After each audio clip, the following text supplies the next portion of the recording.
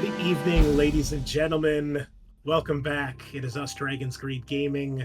You are joining us for a special one-shot tonight as we delve into some very good zombie shit. We're going to be playing the Walking Dead RPG from our good friends, Free League. By the time you see this, our Alien Heart of Darkness campaign will have come to an end. This week, actually, in real life, we had to skip out because 3 of our 5 players are missing. And as much as I like to keep the show going, I didn't think it was prudent to play with more than half the cast missing. So we'll be back to Alien. But in the meantime, you guys will see this between Alien and probably Blade Runner. We're going to dive back in with the original cast from our first season, and we're going to do the next cinematic. And then we will be back to Alien like I promised. But since we're going to do the Marine campaign, we need to take a break and play some other stuff. And there's just too many good games to play. So anyway, we're going to do the starter scenario from Walking Dead tonight. And I've got some of my good zombie fanatic friends with us to help out. So as always, check us out over on Facebook for all the latest news of the show. Check us out over on Spreaker and where we host the show. Check us out on Apple Podcasts and iTunes. Leave us those 5-star reviews. Help us grow the channel. And also, be sure you check us out on YouTube. If you're not watching us there right now, go do that instead of listening. It's much more interesting, I think. And what's the other one? Oh, Patreon, of course. Check out the Patreon if you want to throw a couple extra coins in the Dragon's Hoard. If you like the show, which you should, toss us a few coins, help support the channel, help us grow, and help us, bring more cool shit for you guys to listen to and to watch. Kyle's got some good stuff brewing that's going to be probably coming out this summer, and we're always looking to do more. So now with Old World in full swing, maybe we'll get to those battle reports one day. We'll see. But yeah, a lot going on. So I'm finally all set up in my new place. Just got a few other things to unpack, but the new place is set to go. And I'm pretty stoked, pretty excited. As they say, everything's coming up Millhouse now. There's been no disasters this week after like 7 months and weeks of just problem after problem. Shit actually went right this week, guys. Can you believe it? It's good to hear. I didn't lose $3,600. I didn't have a fucking breakdown. I didn't have to buy a new car. It's been great. It's been real fucking great. So, but there was no Dr. Pepper at the fucking grocery store, so I guess it was a disaster. So anyway, yeah. So let's do a round table. We've got some new faces. We've got a very still face up here in the corner, which we'll get to in a second. But as always, Mr. Reliable himself, Sean, as always, is one of the only people to show up for the actual original cast. So thank you, good sir. Yeah, I just enjoy playing games with friends. So, I mean, if I can make it, I'm going to make it, you know?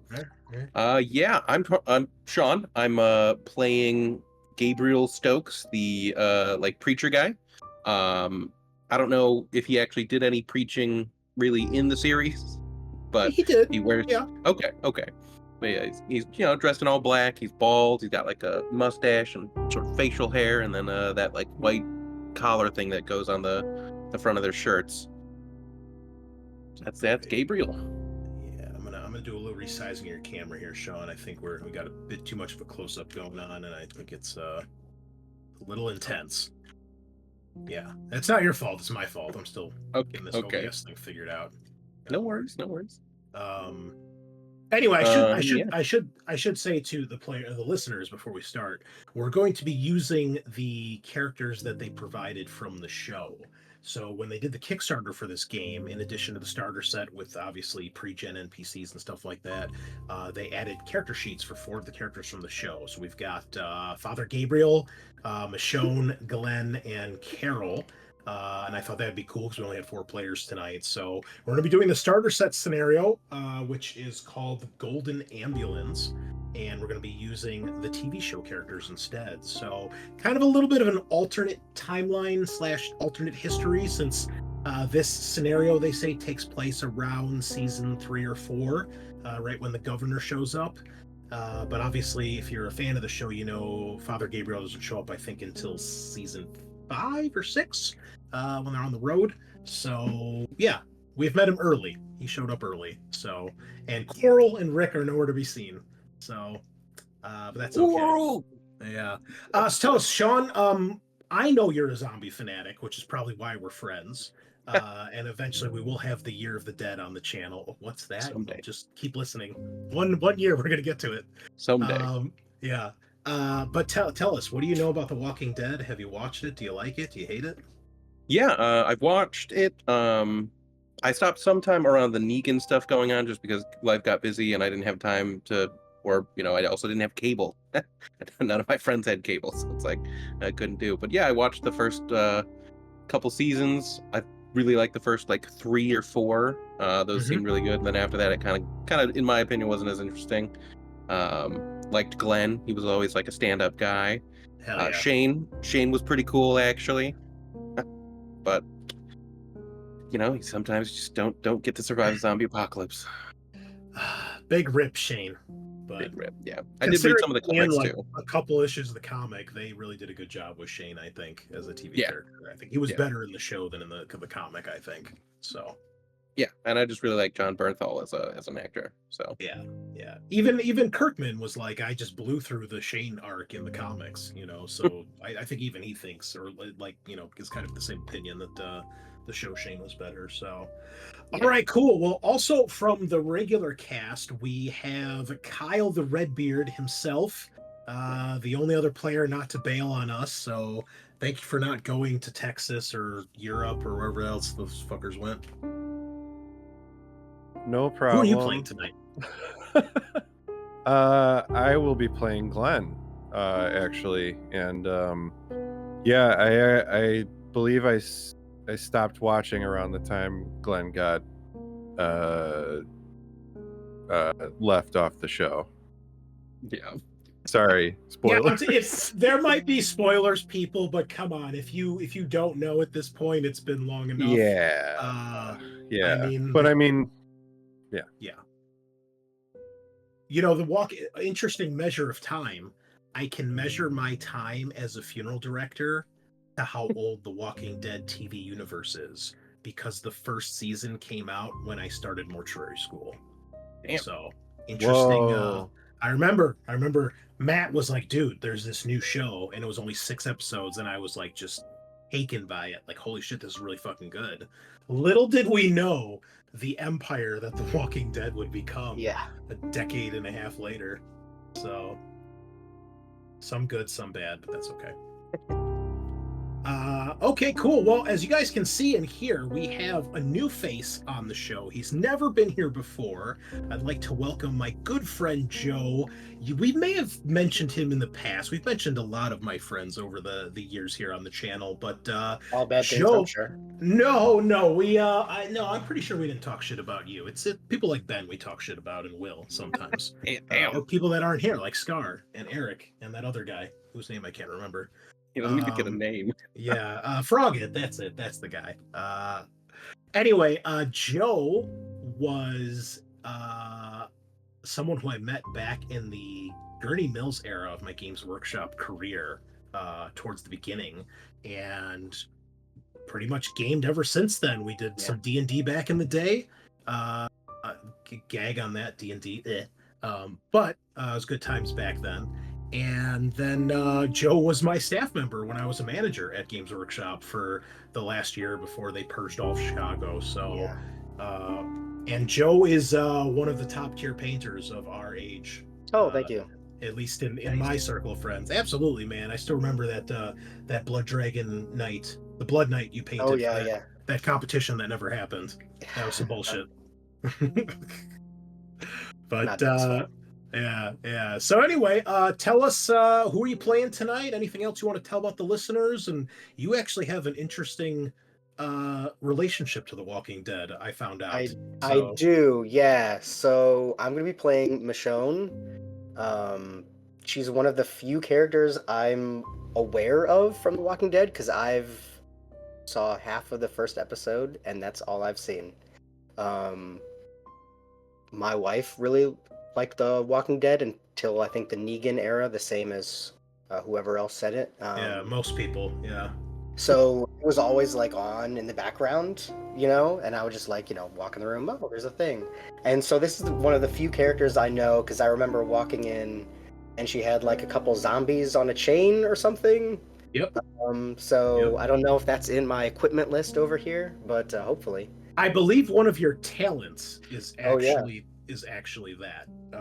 So And then aside from that, I know like, the meme stuff like Coral and Glenn and everybody hates John Bernthal for some reason. I don't know. Okay. Did you just not? Are you not into zombie stuff, or you just didn't find the show interesting, or? No, I really like zombie stuff.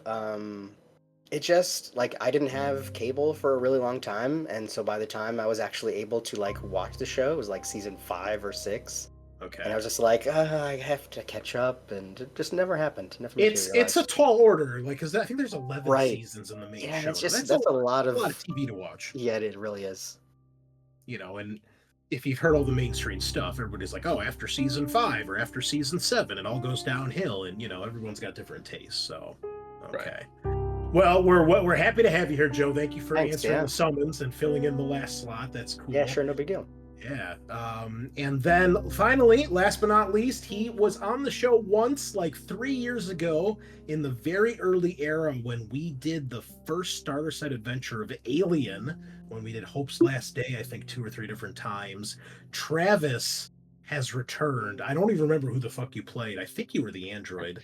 I can't remember. I think it was the Android too. Yeah. Yeah, but Travis does not have a working camera right now, so he's been replaced by his character art. So we can see who you're playing tonight, Travis. That's going to be our good mom, Carol, not Coral, Carol. Yeah, the other Coral.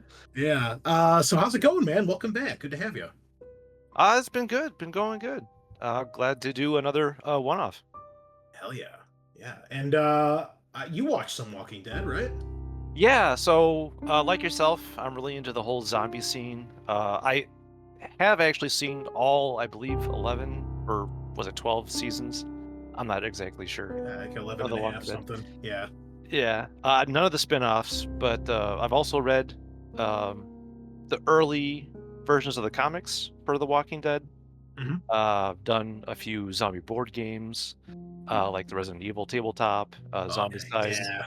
Oh Yeah. yeah. into the shows like The Last of Us and also the 2 video games. So into the zombies, not necessarily sparkling vampires. Yeah. I don't blame you. Team Jacob. Anyway, I'm the Great Unclean One, your host, as always, and I will be playing Game Master. It's just Game Master. There's no fancy name for the GM in this one. It should be ZM, I think, Zombie Master, but there's no zombies in Walking Dead. It's the Walker Master. Anyway, I'm a big fan of The Walking Dead. I've watched everything except the latest spin-off because I too do not have cable anymore. Because that would be literally the only show I'd be watching. So I figured I'll just wait until I can see it somewhere else. And I've actually been rewatching the original series. I made it through the first 3 seasons, and man, that is peak Walking Dead. I was watching it again to see, like, in my opinion, when did the show start to change? And I can tell you, it's not by the end of season 3. So we'll see. I think it's probably like once they get to Alexandria, I think is when it changes. They're not on the road anymore. They're not really survivors. They've got a place to live, so that the show changes, But I am one of the few people, I think, that enjoyed pretty much the whole series. I didn't necessarily think the Negan stuff dragged out too long, but I can see why people felt that. And I enjoyed the last season, despite what they had to do with all the COVID restrictions and the filming. I thought they did a good job. And yeah, the spin-offs have been okay. Fear the Walking Dead was up and down. I think bringing Morgan over was the biggest mistake they made of the show. And the ending just really left me wondering, why was I even watching it? It just didn't do anything for me. But watch season 2 of Fear the Walking Dead, if nothing else, because zombies on the high seas, fucking awesome. That sounds sweet. Yeah, they're on a yacht that this dude has, like, for the whole season, and it's awesome. It's so good. So like Also- snakes on a plane, it's zombies on a boat. Yeah, exactly. And then there's also a scene, I think it's in season 3 or 4, where the main character fucking shoves a spoon in the side of a dude's eye and has it ready to pop his eyeball out, and she takes him hostage like that. Jesus It's Christ. so awesome. Such a badass. Yeah, so it's got some gems in it, don't get me wrong. There's some good shit there. So and yes, I all too am into all sorts of zombie media. I love zombie movies. I love zombie board games. And now we get to do some zombie RPGs, and with hopefully many more to come. So this is new for all of us, listeners, viewers. I have yet to run this game, so we might be fumbling through a few things here, but we'll spend the next couple hours here playing and checking it out. So I guess we can dive right in, unless any of you have any questions about anything. Okay, let me just get my my notes up here, which I should have had up already, but I'm still fumbling my way through Foundry here. So, the Walking Dead game, this RPG, is meant to be, it's the Walking Dead universe role-playing game. So this is meant to take place in whatever part of the Walking Dead you want, although when you look through the book, it really does seem to be focused on the main series. You'll see some artwork of some of the main characters there. I think here we can even see Michonne, Carol, and Aaron fighting a horde of zombies on top of this bus or whatever. So, but it's meant to just take place in the universe, so all the tropes and stuff that we've learned from the show and the comics are there. And in this particular situation, you guys are going to be playing as some of the characters from the show. So, the four of you at this point, you're all part of a community that is on the outskirts of Atlanta. And you all have known each other for a few weeks now. So the other characters from the show, we're going to ignore them. You haven't met them. You haven't met the Grimes family. We haven't seen Shane. Carol, at this point, your husband and daughter are gone. We're going to assume they died in a different way than what we saw on the show. And Gabriel, you've shown up a few seasons early, so you get to collect a few more paychecks for the next couple of years. Unless you die today, we'll see. Then no paychecks for you.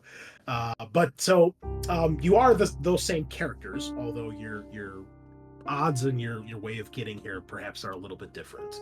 But regardless, the four of you are part of a small community that has recently had some bad issues. As a matter of fact, so bad you get some flavor text. So just a half a year ago, everything seemed to be working fine. You managed to get out of Atlanta, and you kept adding both people and resources to your haven. Brandon, your self-appointed leader, was good at making the hard decisions while still keeping everybody happy. Then something happened. Was it plain bad luck? Or did you just somehow anger the powers beyond and above? During a particularly bad rainstorm, the roof of the haven collapsed. You guys were staying in an old abandoned plantation from back in the Civil War era that was still standing. The entire plantation was swept away by the water, and almost everybody in your group at one point or another caught pneumonia. Now, this would have easily been treated before the outbreak, but not in the world of the dead, where medicine is a rare commodity. One of the first of many to die in bed was your leader, Brandon. Many more are extremely ill, and you're about to lose them all. A few have managed to avoid getting sick, or have had the disease and managed to pull through. Those few are the four of you, and you have left the haven in search of a miracle. But where to start looking?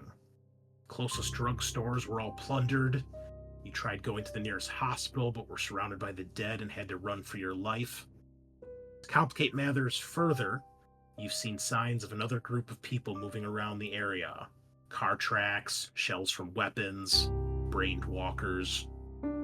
This morning, you guys spent the previous night on the outskirts of this town you found, a small community called Alfred Springs. You got here just as night fell, so you decided to hold up in a, I don't know. Sean, where'd you guys hold up last night?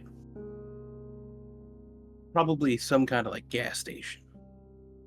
Yeah, I've I never thought been too. to Atlanta, but I see a lot of gas stations in the show. I think that's fair. Okay. Maybe it's the gas station from episode 1. Ooh. How about that? There's a small zombie girl walking around outside with her teddy bear. So, you stayed in this gas station over the night. And in the morning, you wake up. It's hot mid-morning sun as you look up to the sky. And you can see something shining like a golden beacon in the distance. On the top floor of a nearby parking garage, you see the reflective metallic paint of a gold ambulance. Could this be your salvation? Or perhaps nothing? There's only one way to find out. So, the group of you, it's just the 4 of you. You're the only 4. This is early seasons Walking Dead. We're talking around seasons 2 to 4. We're still hanging around Atlanta. We may or may not have met, some other groups, maybe the Green family, or maybe not. But that's where we are. We're still around the outskirts of Atlanta at this point. It is currently summer. It is hot. The sun is sizzling overhead, very bright, sticky, muggy, and this area you're in called Alfred Springs is the outskirts of the city. So it's not super high, densely packed buildings, but it is still more or less a concrete jungle. But you're not near massive skyscrapers. You're more near more commercial districts. So you're trying to find something, anything, to save the people back at your haven.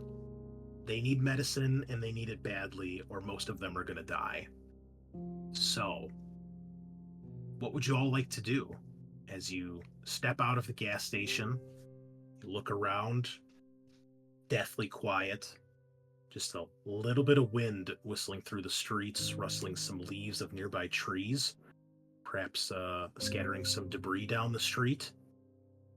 But other than that, it seems to be just the 4 of you. And I'm going to move us to a new map here.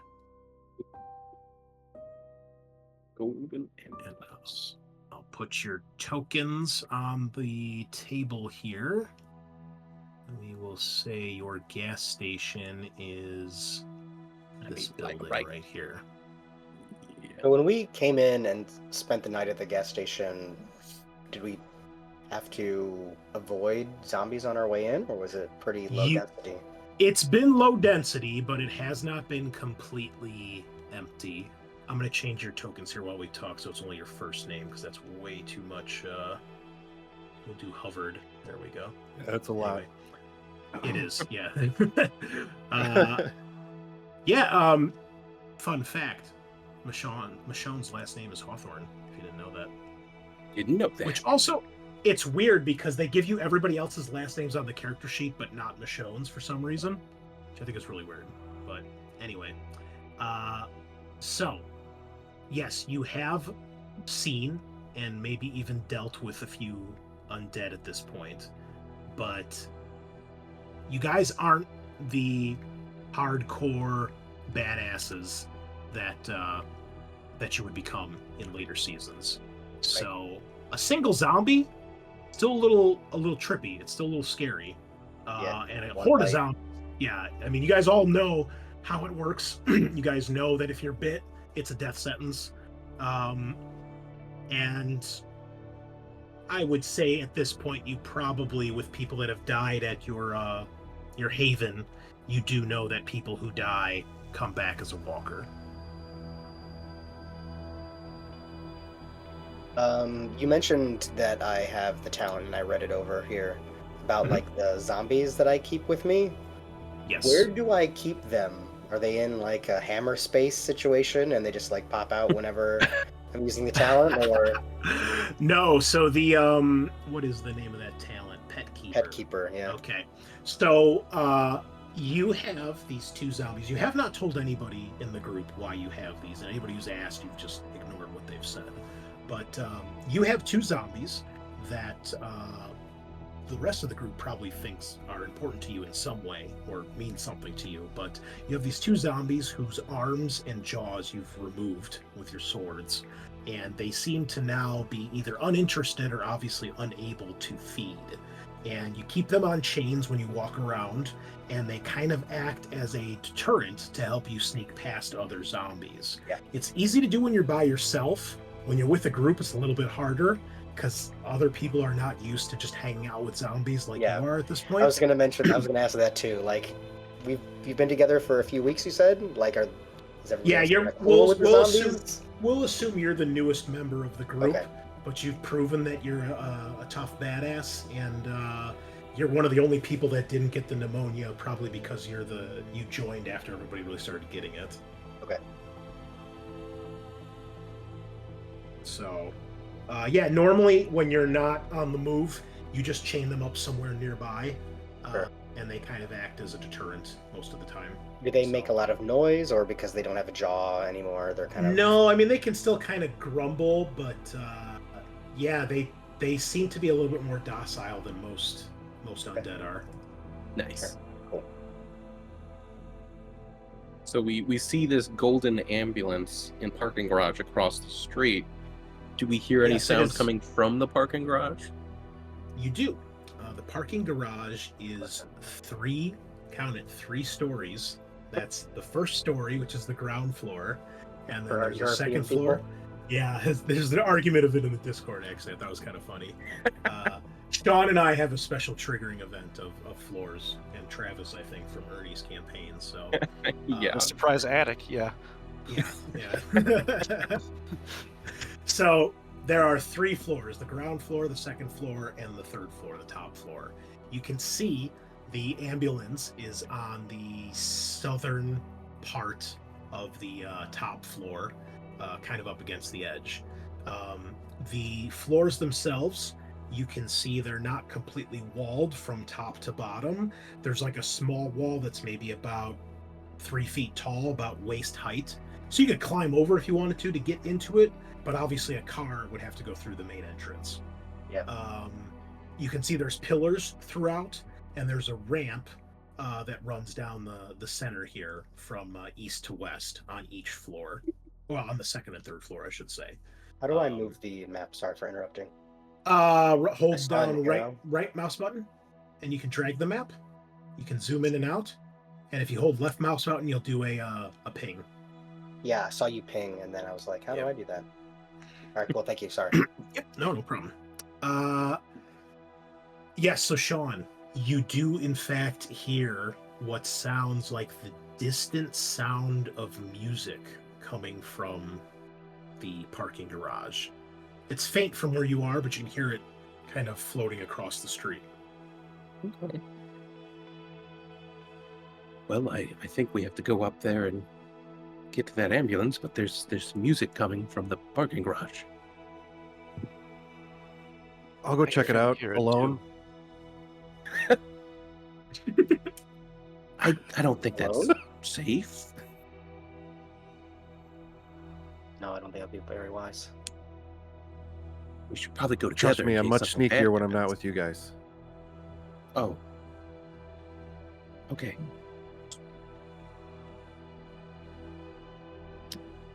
I think we should still go together. True. Okay. What about you, Carol? What do you think? I'm with you, Gabriel.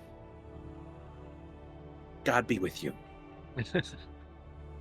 How are we gonna get in? I see there's a fence. Do you see a door to maybe like the first level? From where you guys are, you do not see the main entrance. The only thing you see is this white structure.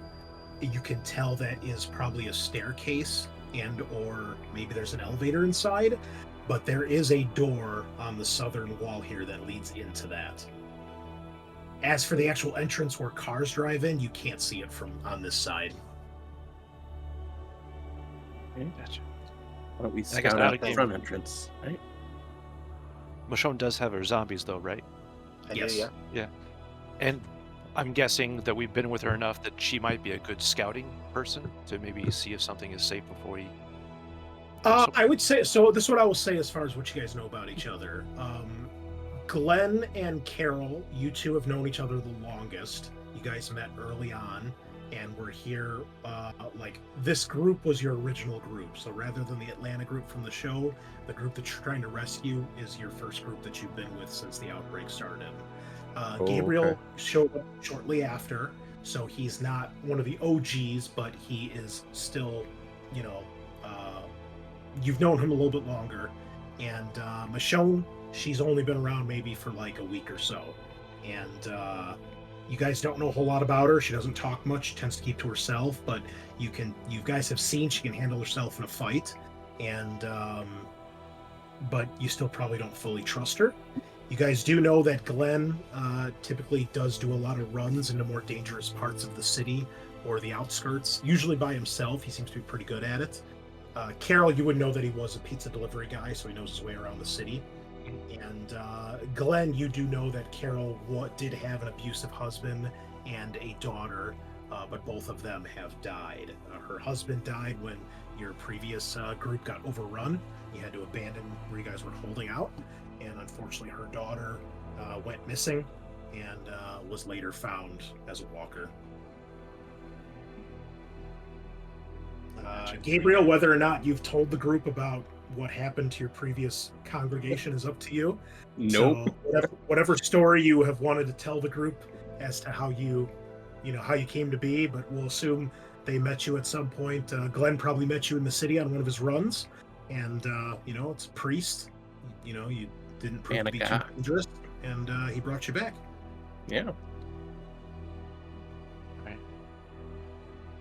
Well, yeah, I'm down to scout out the first floor steps right there, that white building, guys. If you want, we could sneak over there, maybe see if it's safe. The way I see Yeah, it, we we've can- got two options. We can either go through the building and go up the stairs. Enclosed spaces often incur a lot of danger. Or we can hop over the little wall there and walk up the ramps.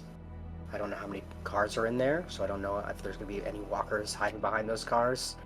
But at least we'll have a little bit more vision and more places to run, even if it's going to take longer. Does anyone like your have any idea. kind of light source? Yeah, whatever's on your character sheets is what you guys have. I just So have a there's- knife and a pistol. There's a few things in your inventory, but not Oh, a whole wait. lot. I have Yeah. 2 food Yeah. rations, a Bible, and a knife. I have 2 foods. I can eat twice. So, I mean, Speaking of, we're in the gas station, right? Should we grab Nothing whatever helpful. might be here? can If I you'd search around like, for maybe? we Yeah. can do our first roll of the game, which is Ooh. going to be... Hold on, let me get a character sheet here. I believe it's scavenge. Is that a skill? There's a scout, survival, tech for wits, mobility, ranged combat, stealth, endure, force, close combat, leadership, Probably manipulation, these. and medicine. Scout or survival, Yeah, maybe? probably seems like it, right? I believe it's scout, but let me double check here in the book, so I don't lead you guys astray.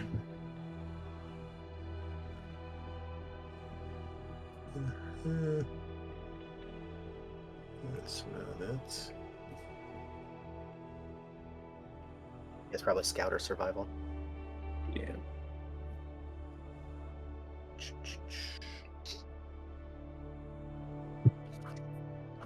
All right, let's check in the core rule book where we've got an index.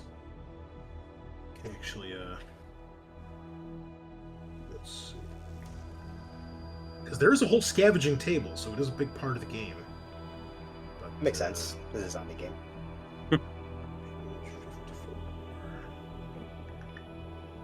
Okay, it is the survival skill. You can use survival to scavenge, to track, or to use your understanding and recollection of the world before the outbreak to make an educated guess as to where a specific item may be. So if anybody wants, you can all make a single survival check here. So Yeah, let's do just like in other Free League games, you have two pools of dice. You have your base dice, which is a combination of your attribute and your skill. And then you'll have stress, which none of you have stress at this point. And it works the same way as it does in Alien. You need at least 1 6 on either a stress or a base dice to pass. If you get a 1, which is a walker, rolling a walker on your stress dice, then something bad happens. You don't panic like in Alien, that's where the difference is. It's a little bit more fluid, it's not as strict as Alien. So everybody can go ahead and roll. You just need 1 success on this. Extra successes do help. So quick question then. So if I have like a wits of 4 and a survival of 2, I roll 6 dice? Yeah, if you just click on the name of your skill, it'll automatically roll the dice for you. And it'll add it either for you. Because Foundry is superior to roll 20. God damn, Carol. Oh. Of course, Damn, Glenn. Michonne too. We're going to push that shit. Okay, yeah, so you can push Can I just push? like in Alien. Yep. You will re-roll any dice that are not successes. You'll automatically gain a point of stress, and that'll automatically get added to your roll, just like in Alien. Well, And here I Yep. thought my character was good with 5 dice. That's everybody. there we Oh, and he rolls a walker. ton of a. But 2 successes. Oh, I like the little skull. That's awesome. Oh, and they're biohazard messed symbols? That's cool. You messed Okay. up. Damn it, Everybody Carol. passed. Okay, so here's what happens. First off, we'll do the passing. Since you passed, you all get to make a roll on the scavenge table. So if you guys go to your rollable tables in the top right, it's the little box with like the 4 lines on it. And you guys should have a folder to open that goes to PC tables. And there's one that says scavenging. I don't No. see. Yeah, but Oh, It's wait. all blank. That's because I didn't actually give you guys access to this yet. I made a folder and I didn't give you guys ownership. All right, hold on. how dare you? All right, configure. So while you're doing that, do we get like rolls on the table equal to how many successes we got? The extra Somebody got successes 3. give you extra stuff. Oh, okay. So, do you guys have a folder now? Scavenging. Yeah. Yes. Okay, there should be, I think, 6 tables in there you can roll on. Yep. I don't know why there's vehicle fuel, but whatever. Okay, so roll on the scavenging table. I believe it's a D 100, like a D 666 table, basically. So there's a lot of shit to find. Oh, Glenn. Oh. Okay, so Joe and Travis, you guys see the table we're to roll? Yeah, I click roll, and it's just like randomly scrolling super fast. Yeah, Yeah, it'll it should do eventually that, and land then on once one. it finish, it'll roll. I got a shovel. There we go. It's just taking some time. So I'm not sure where to enter like the 3 dice. Like I got 3 successes. Oh no. So, do you see the scavenging table to roll on, Travis? Yeah, and I see 2 questions. Yeah, And don't worry roll. about that. Just hit the button that says roll. Don't change anything. It's at the bottom of the list when you open up the scavenge table. I see. Okay. Okay. All right. So Gabriel, this place has been picked over pretty well, obviously. You find a box of matches. Glenn scores big and finds a revolver under the front desk, probably what the owner had. Michonne, you find a shovel. And Travis, who is Carol, you find some rice and cookies, 2 rations worth. So for every extra success you had beyond the first, you also gain an extra ration worth of food. And I believe I can give you access to the items here. All right, tell me if you guys have anything on your items tab now. All right, there should be weapons and then gear. I don't know if all these things are actually in the gear because there's a lot of things. You just type it on your character sheet somewhere. Obviously, some of these have like in-game rules. Some of them are more, we just have to realize what they can do. But every little thing helps. And Glenn, if you want, go ahead and roll me a d6 to see how many bullets are in that revolver. Come on, man. You fucker. You fucker. One bullet. For yourself. Yeah. Always save one. How do we add the Russians to our character sheet? If you go into the items tab and then go Yeah, to the there. gear folder, just drag. Is it on here? A ration Yeah, of food. ration of food, yeah. Just Yeah. drag that on your character sheet, and then it should appear in your inventory. Can you throw a revolver in there? Because there's just items. I don't think there's weapons. I thought I'd give you access to the weapons. Hold on. There should be a separate Oh, did folder. you? Oh, hold on. How about now?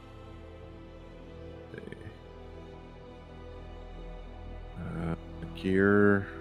Nope. I just got gear. It's not working for some reason.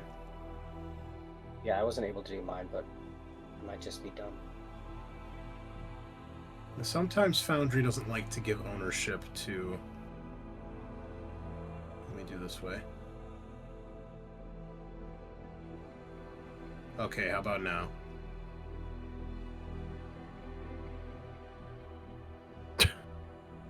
Alright, Yeah, Discord. yeah, it doesn't do anything. No, I got nothing, I can't man. Oh, I know why. Hold on. It's because there's subfolders within the weapon folder. That's why. Because there's close combat. Hey! There you go. So matches isn't in the gear, but I assume we know what matches do, so... Yeah.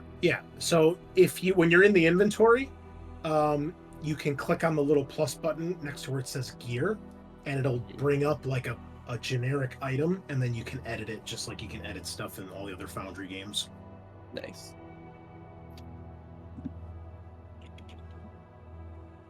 And then you probably won't have to worry about carrying capacity, but your carrying capacity is done in slots, and you have a number of encumbrance slots. You go to your strength +2, and then it'll tell you the weight of an item.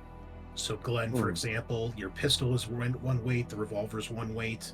You have a strength of 2, so you have 4 encumbrance. I don't know where it keeps track of encumbrance on here, but I'm sure there's somewhere. Oh, it's on the general tab. Okay. Oh yeah, I see that. Cool. Also, I should point out a feature of this game on your character sheet. All characters have an issue, which is a drawback of theirs. It's a problem they have. It's something they have to deal with on a day-to-day basis. So your issue is obviously to help you kind of understand a little bit about what your character does, a little bit about their personality and things like that. Consequently, you also have something called a drive. Drive is kind of what keeps your character going to try to survive in this horrible world. Now that could change over time, and there's in-game mechanics where you can actually lose your drive if you suffer too much fear. Basically, your character has a mental breakdown, and their outlook on the world changes. There's also things called anchors, which are kind of like your buddies from Alien.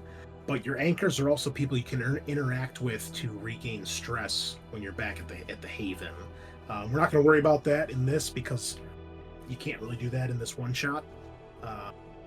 But that's what anchors are in this game. Kind of like an emotional support system you have.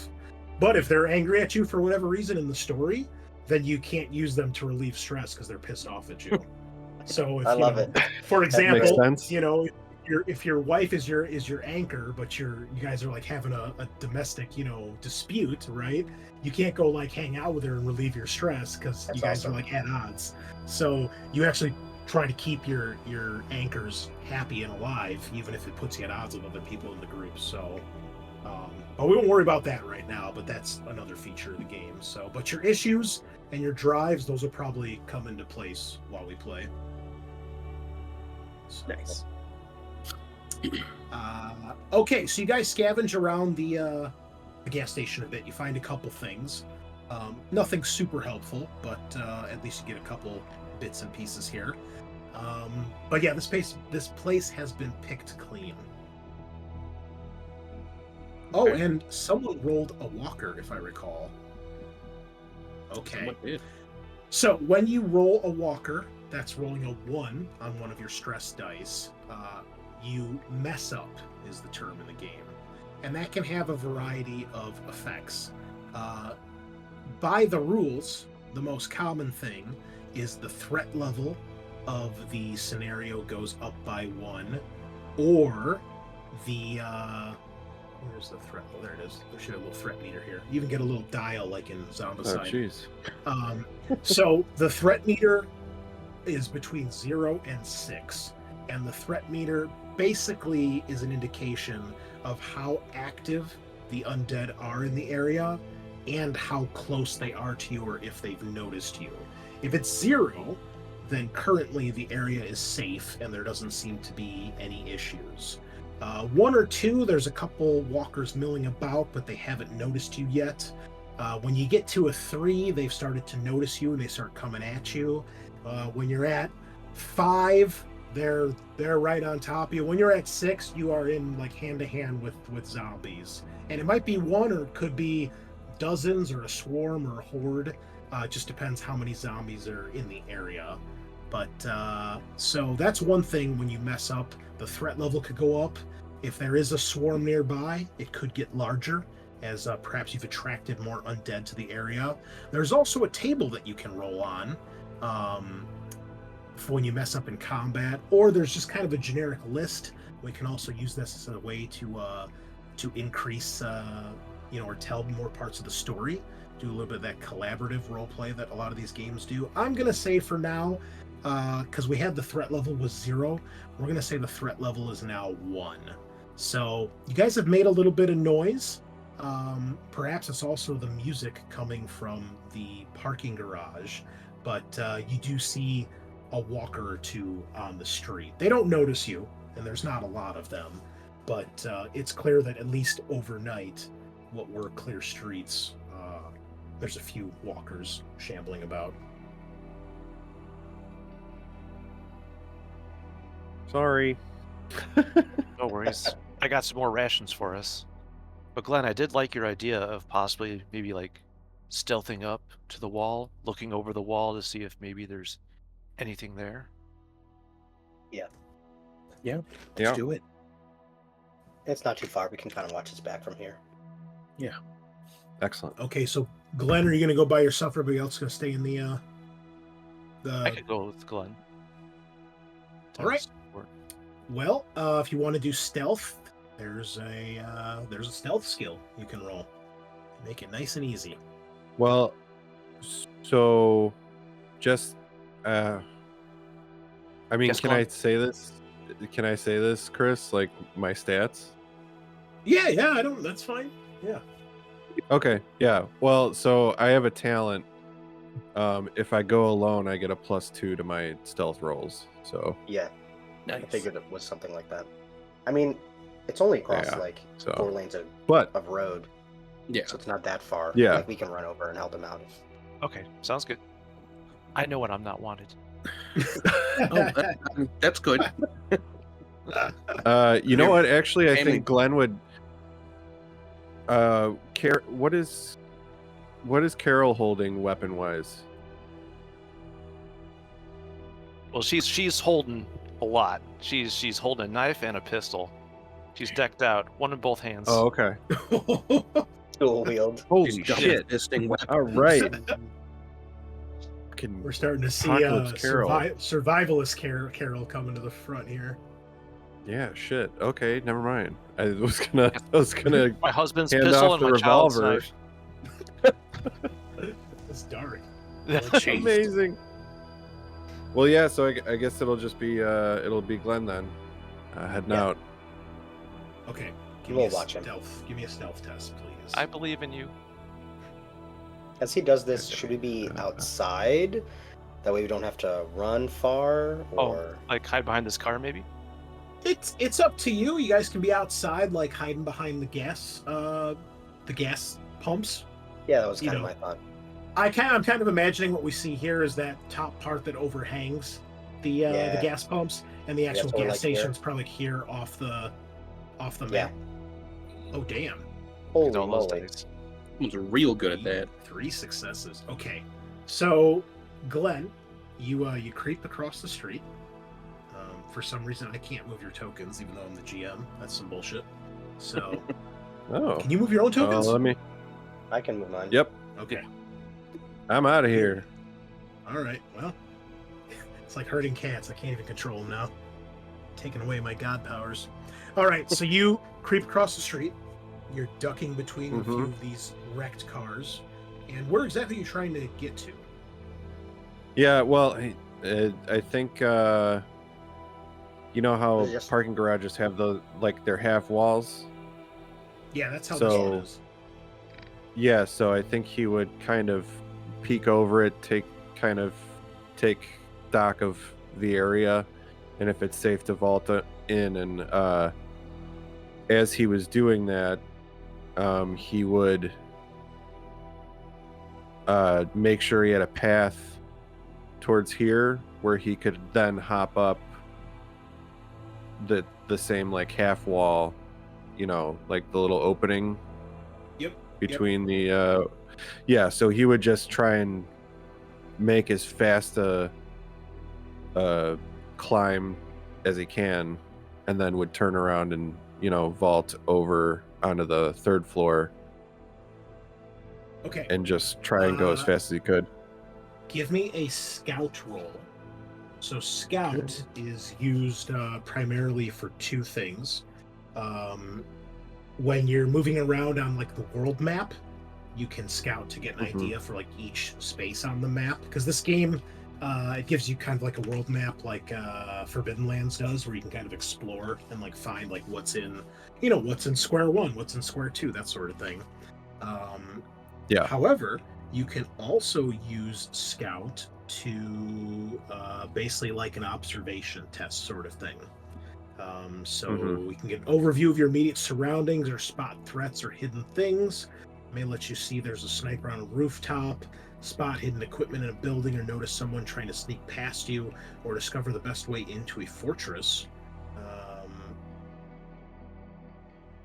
Okay, so you have 2 successes. Is there anything particular you're looking for?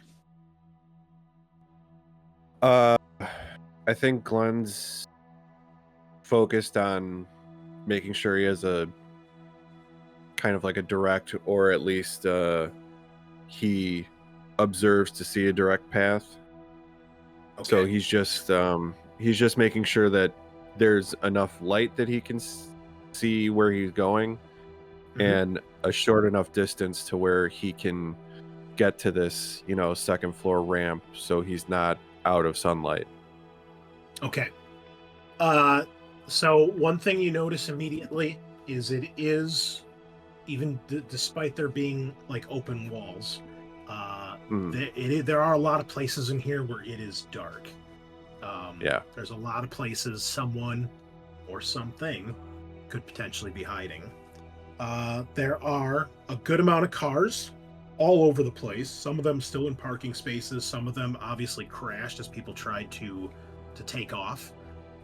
So there's a lot of cover in here as well.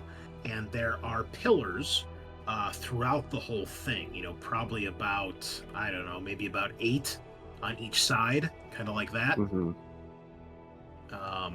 So they're big concrete pillars. You can easily hide behind one.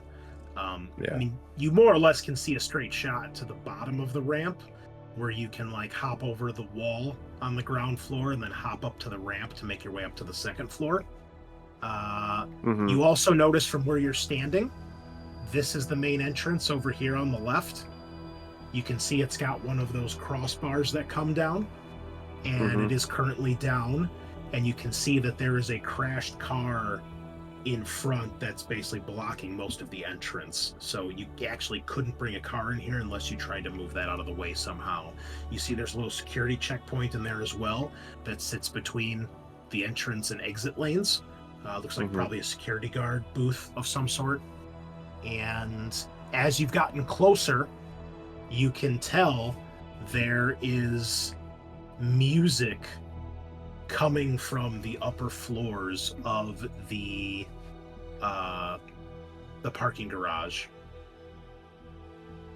And you can hear the sounds of walkers in the distance. Shit. Distance as in inside the parking garage, or distance as in like far away where we don't have to worry about them?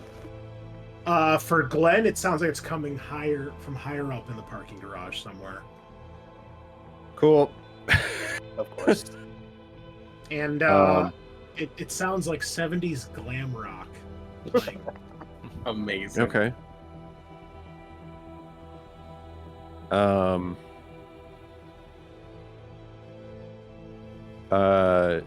So would Glenn be able to see the group, or like? yeah, Be you can able see to- that from where you are. So they'd be able to see him like gesturing. Sure. Oh yeah. Okay. So I think he'd turn back and do like walkers, lots, up. I was doing hand moves. I don't know what any of those mean. I didn't bring my binoculars. I'm not proficient in gang signs. Okay. I look to Um, Michonne and look back to the old I don't woman. speak street. He rolls her eyes like, oh no, of course there are zombies. Yeah. Great. Walker. Mhm. Well, let's go over and talk to him. Yeah. This won't Yeah. work very well. She's gonna walk over, unhook her pair. I think Okay. we're gonna need these. I will follow behind Michonne so the pair of walkers does not be anywhere near me. Yeah, and I'll try and stealth my way with them. Yeah, you notice Yeah. the walkers that Michonne has with her, they make noises, but for the most part, they tend to just kind of stand there until she starts dragging them along, and they just kind of stumble behind her. They really don't ever like lunge at you guys or anything like that. Most of the time, they don't even seem to really notice you guys. Like they might, like when you guys first encountered them, they kind of looked at you, and you could tell they were like sniffing when you guys got close. But other than maybe occasionally staring at you, like they don't really do anything else. It's unlike any walkers you guys have ever seen before. Occasionally they seem to get agitated, like they'll start to like move around a lot and make noise with the chains, but most of the time they just kind of stand there and do nothing. Okay. Good to know. All right, so are the three of you crossing the street as well? Yeah. Yeah. Do we need to roll anything for that, or just go ahead and If do you want to be stealthy, I will need stealth tests. it? All right, I'm gonna try that. And what does your talent do, Joe, with the Gives me walkers? +2 stealth Okay. against zombies only. Okay, well, there are undead in the area. So when you roll, I believe if you right-click, Yeah, I can use Pet Keeper here. Nice. Nice. okay, did it add the extra dice? It did, yeah. Okay, good. I was gonna say also when you click on stealth or any skill, it'll bring up a box that like has modifiers and stuff, and you can add dice where it says bonus dice. Well, yeah, I'm liking the system so- a lot. Yeah. Yeah, So, as always, Free League and Foundry crushing it. Okay, everyone's got at least one success. Perhaps with or without the help of Michonne's walkers, you guys creep across the street. It's a little bit slow because the zombies don't understand the idea of like crouching and moving quickly. But you guys make it across, no problems. And once you guys get to where Glenn is, you guys can cross the street up against that wall. You guys can hear the music is a little bit louder. All right, well, What's next? that was my question. We just want Let's- to hop over. Do we want to hop over it, or do we want to actually try to take the stairs? Because I'm guessing the door is from the inside. Yeah, that's what you're guessing. You can't see the inside doors from where you guys are standing. Are there any cars on like our wall side? Oh yeah. Okay. Can we move a little bit closer to the stairwell building to see if there's any external doors we can use to go in? You guys can see the external doors are on this wall right here. It's like, like a double set of like glass doors. Let's give that a shot, you know? Mm-hmm. Okay. Sounds good. And he's going to pull out his switchblade just in case something jumps out. Yeah. Okay. Ready.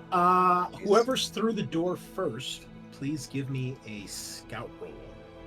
Well, I recommend it, so I guess I will take that. Okay. sin of dying. This. You'll dive on that landmine? Yeah. No Uh-oh. successes.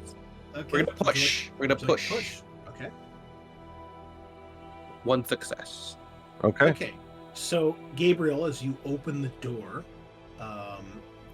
you notice, it's obviously nothing's been cleaned in weeks since the outbreak started. Lots of dust, lots of detritus. You notice that there are footprints in the dust, as if someone had come in and opened the door, maybe walked in a step or two, and like you see the footsteps like go in like a step or two, and then they stop and they don't go any further. Okay. So either a person went in and came back out, or they sprouted wings and started flying after they got inside. Yeah, maybe they just zip lined up, Yeah. The zombie apocalypse makes sense. They ascended. Like Batman. Right. Just zoom. Yeah. So how well lit is it? It's fairly lit because you've got the it's glass door and you're right on the outside here. But as you look down the hall, it gets darker. There's no lights on. You can see to the left, basically as the hall goes down, you can see to the left is probably where the elevators are, and to the right is a door that goes into the actual stairwell. Okay. So I guess I'll just kind of open the door and walk in and kind of motion people in. All right. Try to sneak Yep, I'll towards. Probably want to use the stairs. I don't imagine this is powered months into the apocalypse. Okay. So, Gabriel, you walk in, and the group begins to follow you. And you don't really think twice about the footsteps. No. And you trip over something. Cool. In slow motion, everybody realizes Gabriel has tripped over some sort of tripwire. And we see a small metal pin attached to the string goes flying out of the wall. And we see duct taped around the corner is a hand grenade, which goes off.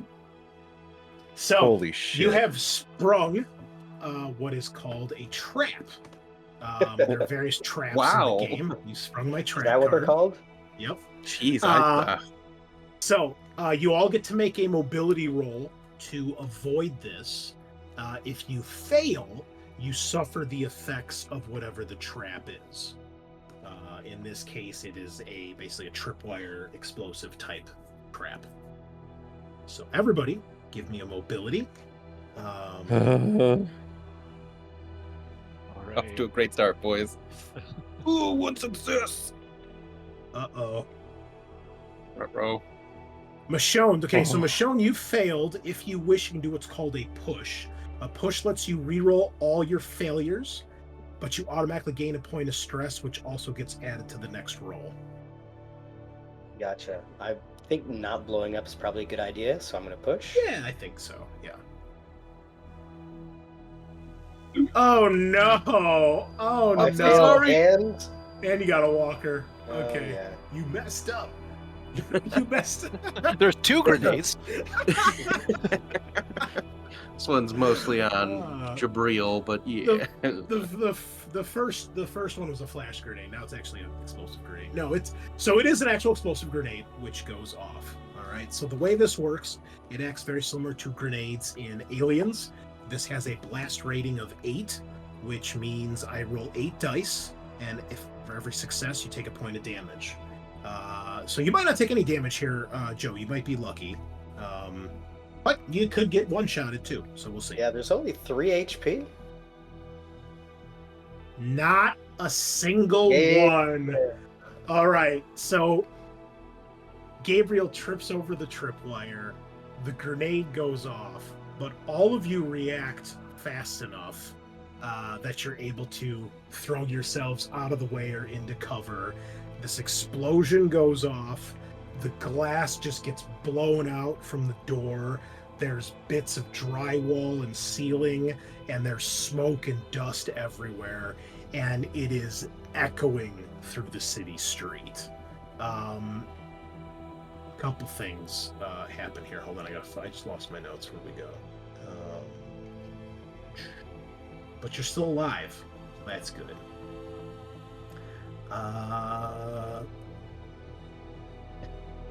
Okay, so the grenade going off, that is going to raise the threat level by 1.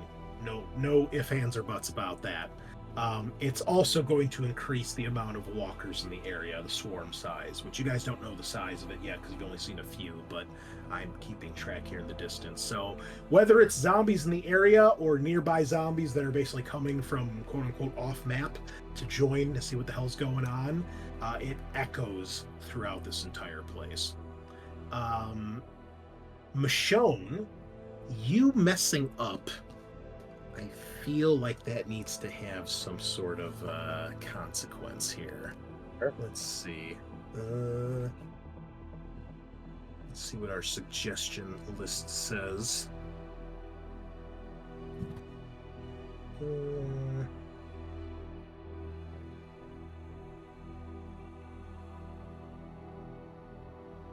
Oh, I have the perfect thing.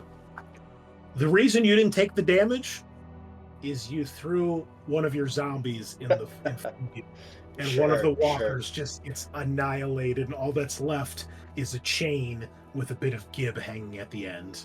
But that zombie, that walker, is completely annihilated. So you only get a +1 bonus now from your talent. Sure. You get a new walker. I mean, my drive is to find a way to start over amongst people I can trust, but a little bit less trust right now. Did you not see that? It was dark. And I only look down when I'm praying. Damn. As long as you're all right. Jesus, that was close. Let's get out of here as soon as possible. Yeah, it was Well, really whoever set the trap knows we're coming now, but there probably won't be any more up the stairs. They probably expected that to take off whoever's coming up here. Good point. Just gonna wait a few minutes for that ringing in my ears to go away, and then we can go up the stairs. All right. Well, you begin to make your way up the staircase. You do not see any more tripwires. You get to the second floor, and you can see that the door is closed. The door up here is one of those solid metal doors, so there's no window. It's got like the bar that you press, kind of like in a gymnasium, one of those types of doors. And then the outside is like one of those handles, those like L-shaped handles. But you don't obviously see anything. You can see the stairs go up to the 3rd floor, and you do not hear nor see anything else in the stairwell. So do you think there'd be a way for us to either do a test or push the door just slightly, like an inch, and then check for maybe another wire that might be connected to the door? Yeah, that would be a scout roll for sure. Okay. I am not very scouty. Yeah. I'm scouty as fuck. Yeah, let him scout. Cool. I'll take a few steps back. You're the man. Let the metagaming begin. He was throwing up those game signs. He's got to know what this is about, right, Carol? Just gonna stare at Carol. What is this? Yeah. Inner city Chicago? They use grenades. Grenades as gang signs. Yeah. Damn, gangs really escalated. we don't have baseballs. We have grenades. Yeah. Stick grenade. Okay. The thug life chose me. We be scouting. Oh, no, we don't. Scout. Zero No. successes. You know what? On 7 dice, too. I know. Statistically, Yeah, not I likely. just want to point out statistically that shouldn't have happened. Yeah. Yeah. Well, that scares me into pushing and into not pushing. So we'll take the 0. Okay. All right. So you open the door, like an inch or two. Nothing. You keep pushing it. There doesn't seem to be any tripwires. Cool. The second floor, from what you can see, looks similar to the first floor. It's dark. Pillars are set up the same way, and there's lots of cars everywhere. And you probably see a walker or two in the shadows milling about. Okay. Yeah. So Glenn would turn around and say, I mean, let's be honest. The walkers are if there are any walkers here, they're probably walking in your direction because they heard the explosion. Yeah. But fuck. it doesn't seem like they actually see you, like because you're down low, like peeking out the bottom. But Yeah. you can like see like maybe some feet shuffling under one of the cars. Yeah. I see 2.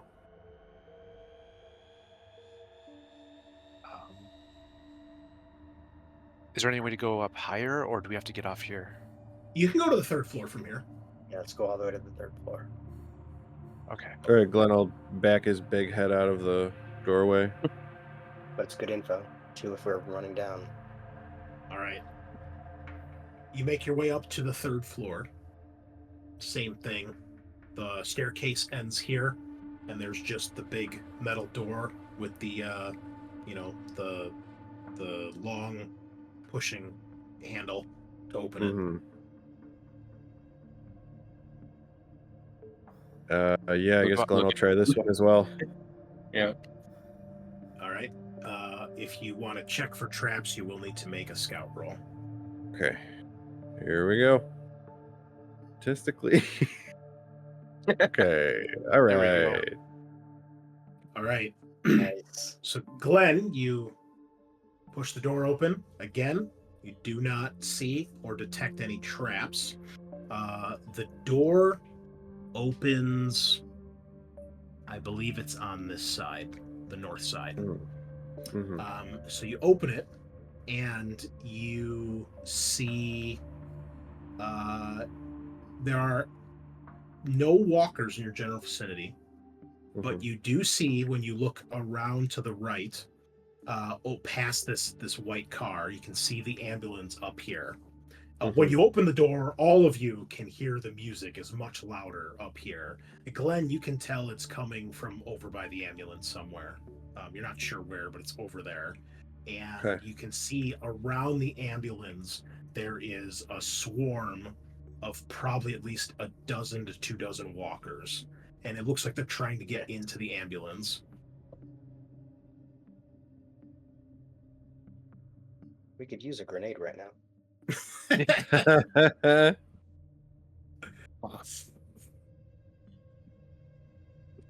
Well, That's a lot of walkers. Yeah. I don't have anything to really distract them either.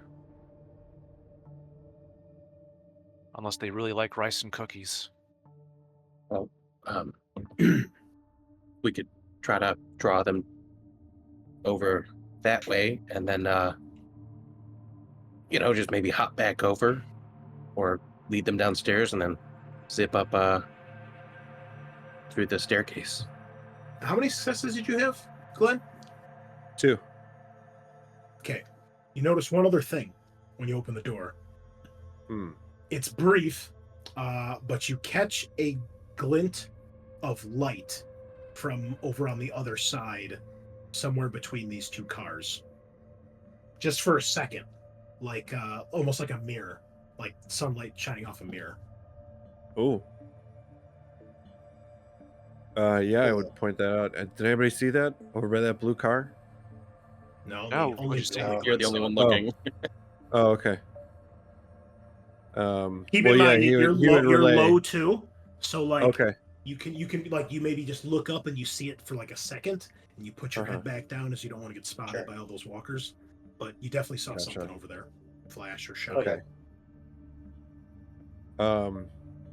Glenn would put his head back in and say, I think there's someone across the level. Maybe they're I think setting this- a trap. I think this might be another trap. Can you see where the music's coming from? Yeah, the music's coming from over by the ambulance. I think Yeah. whoever's here is trying to lure people to go to the ambulance and Yeah. probably taking a shot. Yeah. Is there like one of those concrete walls all around the whole thing? Yeah. Yeah, it's probably like, again, waist height, give or take. So if we crouched and crawled, we could maybe make it around to that other car where you saw the glint, like the mirror. Instead of going Yeah, I mean, you guys could at least make it around Yeah. to this corner. Yeah. yeah, that's what I'm saying. Yeah, We could also just go back down to floor 2 and then hit the other stairwell and try to yeah. sneak and go around that across. way. I think that's a I good like idea as that. well. Yeah, I like that. Same. Maybe hit them from both sides. We have some people fall across this way, and then 2 people come from that side. It's got to divert his attention, and then we Okay. use Yeah. him as bait for the walkers. Mm-hmm. Cool. Would you want me Okay. to like stay here until I see you guys give some sort of signal from the other side? Yeah, you've got the gun, right? I do have the Cool. gun Yeah. and a knife. I've only got a knife, so I'll be on the other side. Yeah. Okay. Wait, who's only got a knife? I do. Oh, Father Gabriel. Okay. Yes. I Which give you blade of the the. heavy- Can I give him the revolver? Sure. I'm not very good at range combat, so I don't think that's a good idea. Oh, then I will hold on to the revolver. I've never used one of those before. Word of God comes from the heart, which is always very close to someone. If push comes to shove, some people say I have an innocent face. I might be able to talk them down if it comes to it. Okay. Any kind Okay, of yeah. confrontation. Sounds like a plan. So, Yeah, I guess the preacher and I will go across the way, and we'll go up the stairs. Yeah, And then the sneak peek. two. Yeah. Okay. I will need And we will stealth go this checks way? from the 2 of you that are sneaking. You guys are going back to the 2nd floor, right? And sneaking through Yes. the garage. Mhm. yeah. All right. Ooh, no successes. I will have to push. Ooh. 1. There we go. Okay. And then for the people that are staying on top, we do a roll as well. Well, let's do them first and see what they do. Okay. Who else went with you? Who is the them? Me Who's and sneaking yeah. right now? Michonne. So Okay, Okay. Michonne. Yeah, we're going below, right? I didn't know if it was the sneaking across the top Yeah. or sneaking across the bottom. No. Yeah. Group on the 2nd floor. Go ahead Okay. and sneak, please. Oh, Michonne again. I mean, you know. messed up. Okay. Now it is worth noting, unlike an alien, regardless of how much stress you have, rolling a walker does not change what happens. Whether you roll 1 walker or 5 of them, whether you have 1 stress or 10, it's always just 1. You mess up or you don't. Also, it's Okay. worth noting that you can still succeed on your tests and roll a walker. Unlike an alien, where once you get high enough stress, your stress takes over your action, you fail your action. In this game, it's basically you succeed, but there's something bad that happens. Okay. So you both pass. You guys are creeping along. You guys are probably about halfway across to the other staircase as you're crouching, making your way through. Michonne, unfortunately, as you guys turn a corner, the back of your katana hits and smashes a window. It cracks, and your katana holster, the whatever it is, the scabbard, gets caught, and you try to like pull it out, and as you do, the strap on it breaks. So Okay. it's now the to strap be in doesn't my work. You have hand. to carry Yeah. it. Yes. Yep. Okay. Yes. Got it. And yeah, that's all that that's bad that Annoying, happened so but far. yeah. But you guys do eventually make your way to the other side. What are the other two, Carol and We're gonna and Glenn? we're gonna try and sneak up right there, and Okay. wait Yeah. to get a signal from the other guys that they're there. Okay, give me stealth rolls, please.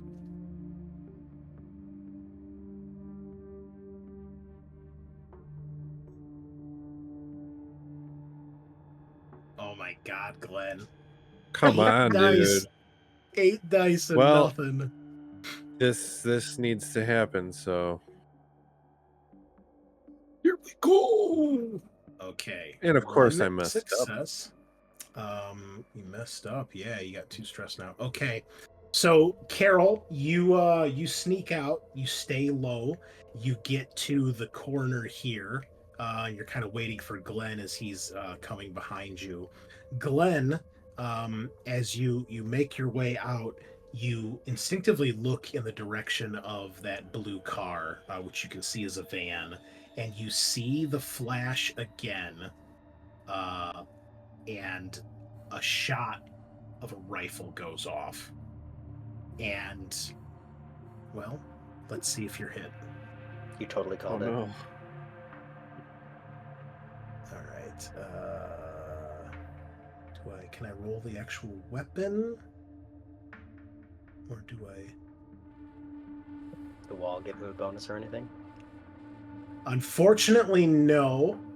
No cover Because save. he's kind of out in the open as this is happening, and this person noticed when you guys opened the door the first time, so they're waiting. Do I just? The NPC sheets are different. I'm trying to still figure them out. Why can't I?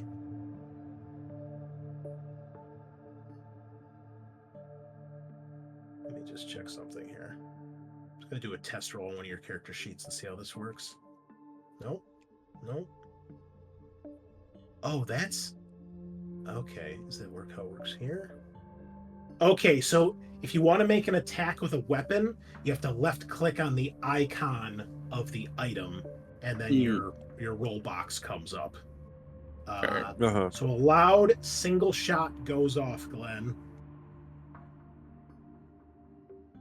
There is 1 success. You are struck in the shoulder, taking 2 damage. As Oh no. you all hear a single loud shot go off. Boom. You manage to get to the cover over here. Your backs are against this wall. You're down on your butts. You're up next to Carol. You can see that he's bleeding from a shot in his shoulder. And I think that's a great place to take our break. Nice. So, Joe and Travis, we usually take about a 5-10 minute break. Go use the bathroom, grab some Dr. Pepper. Sounds good. Pray to the dark gods, whatever you need to do. All right, And yeah, we will be back. All right, Do cool. it, do it. Peace. See you. BRB. All right, so we are back, listeners and viewers, and I think we need to change the music up to a little something more scary, intense. So, Glam a rock. shot A little more- goes off. A little more gunshot woundy. Yeah, and for Michonne and Gabriel down on the second floor, you hear the shot go off, clearly from up above you. What do the two of you do? That son of a bitch was right. Let's go. Yep. Start racing up. Yeah, we're gonna 2 at a Okay. time up the stairs, You dragging get to- the zombies. You get to the stairwell, you open up the door, and when you get inside, you see that this stairwell has been filled with all sorts of debris and detritus and obviously barricades. It's going to take some time and effort to get through this stuff. You can do one of 2 things.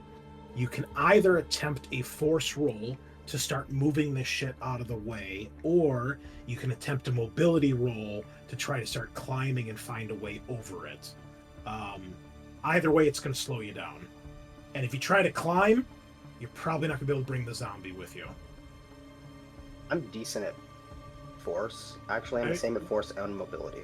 You know, we're talking like someone grabbed all the items in the room from a Dead Rising level and just piled them here. There's like a bench, a garbage can, a filing cabinet, a shopping cart. It's like, you know, you can get through it, but it'll take time. Yeah. It's either go through or we go back and we just rush the guy. We got to go through. Okay. I'm not good at force, but I'm slightly better at mobility. I'm actually Yeah, we'll better. climb our way through then. Yeah. All right, go for it.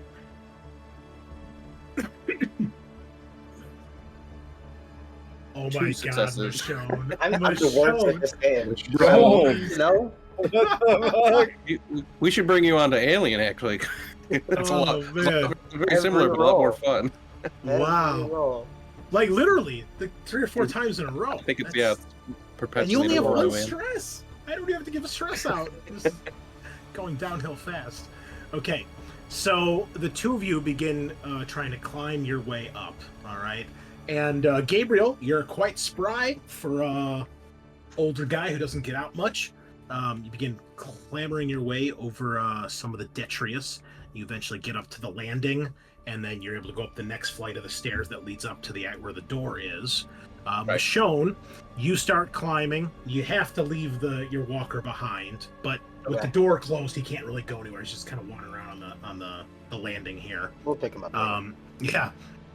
You start climbing your way up, and as you do, there's a shopping cart you try to climb on, and your weight pushes it when your foot is against it. The shopping cart goes to the left, and you slip, and your foot falls through, and then you hear and feel something grab your leg. And there is a walker underneath some of this debris, and it tries to attack you. So, walkers. Fortunately, I have a katana in my hand right now. That's good. It's good. So, here's how walkers attack when they happen. So, generally, if a single walker attacks you, you get to choose any skill you want to try to defend yourself. But obviously, it has to make sense. So if you want to use, tech, for example, you have to have something in the story that will allow you to do that. Whatever skill you use, you tell us how you're going to do it, and then you make the roll. If you pass, then you successfully fend it off, and you kill it.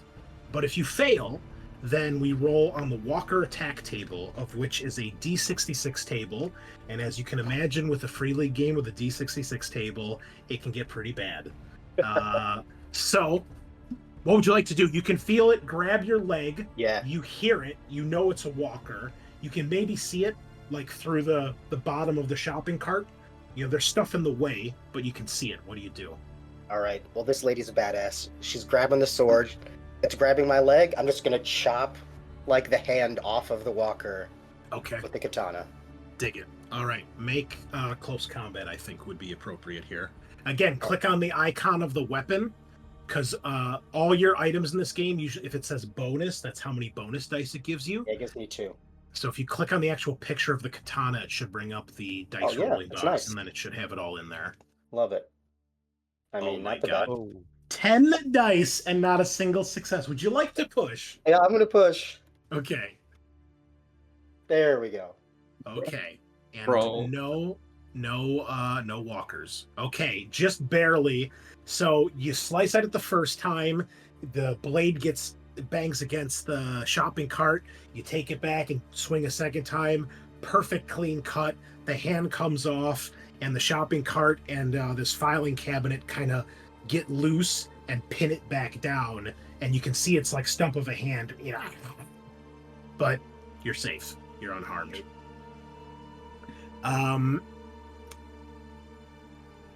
So, Gabriel, you are able to get to the top of the staircase. Michonne, it'll take you another round because you didn't have any successes and you're floundering. But Gabriel, you get to the top of the stairs, and the actual door itself is barricaded. You will need to do a force here to get this stuff out of the way. I'll give it a shot. Good So boy. Chris, in the meantime, Mhm. one of my basic gear is basic medical gear. Yes. Hell yeah. Once Glenn gets to cover, would I be able to go to cover with him and try to maybe patch him up while we're waiting for our other two buddies? We'll hop right back to you guys as soon as this is done. Something just went flying across the room. Must be ghosts. Okay. To your surprise, Gabriel, you give the door a big shoulder shove, and you knock. There's a couple there's like a bench propped up against it. You manage to just throw the whole thing open. The bench goes flying out of the way. The door flies open, and you find yourself right here as you basically stumble out. Okay. Meanwhile, while this is going on, Carol and Glenn, you guys are up against this barricade over here. What does the medical gear do, Carol? Let's see. It says needed to treat injuries with the B tag. I'm not Okay. sure. What that is. So, just like in Alien, when you suffer an injury, some of them are lethal, some of them are not. So this allows you to treat ones that are basically not lethal. But otherwise, you can still make a medical aid test to try to fix him up. So, basically, you make a test. For every success you get, you can restore a lost wound.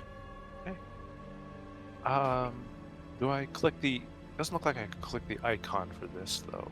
No, but you do get, it says bonus 1, so be sure you add a bonus die because you do have the gear. So you still get an advantage for having it, even though you're not using it to treat an actual critical injury. Okay. Plus 1 and we'll roll. Nice. Okay, Glenn, you get a point of health back unless Carol wants to push. You got 2 damage on you, right? Correct.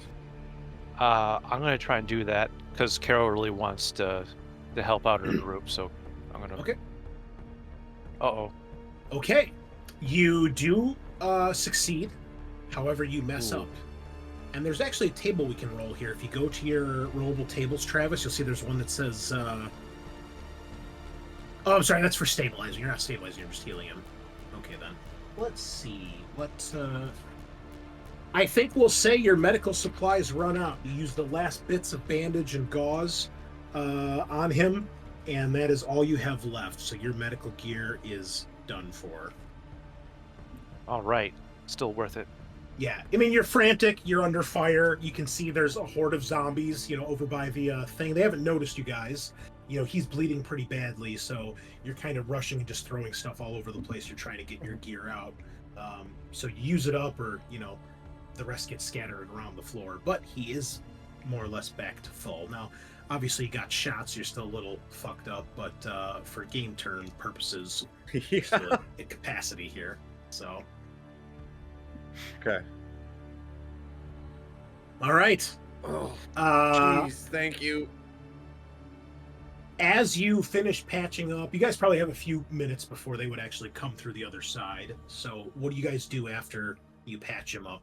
You hear another gunshot go off, and you hear something hit the concrete near where you guys are standing or sitting. I guess I'd see if either the zombies and maybe occasionally look around, like, was it this corner, just to see if they're not trying to flank us or something.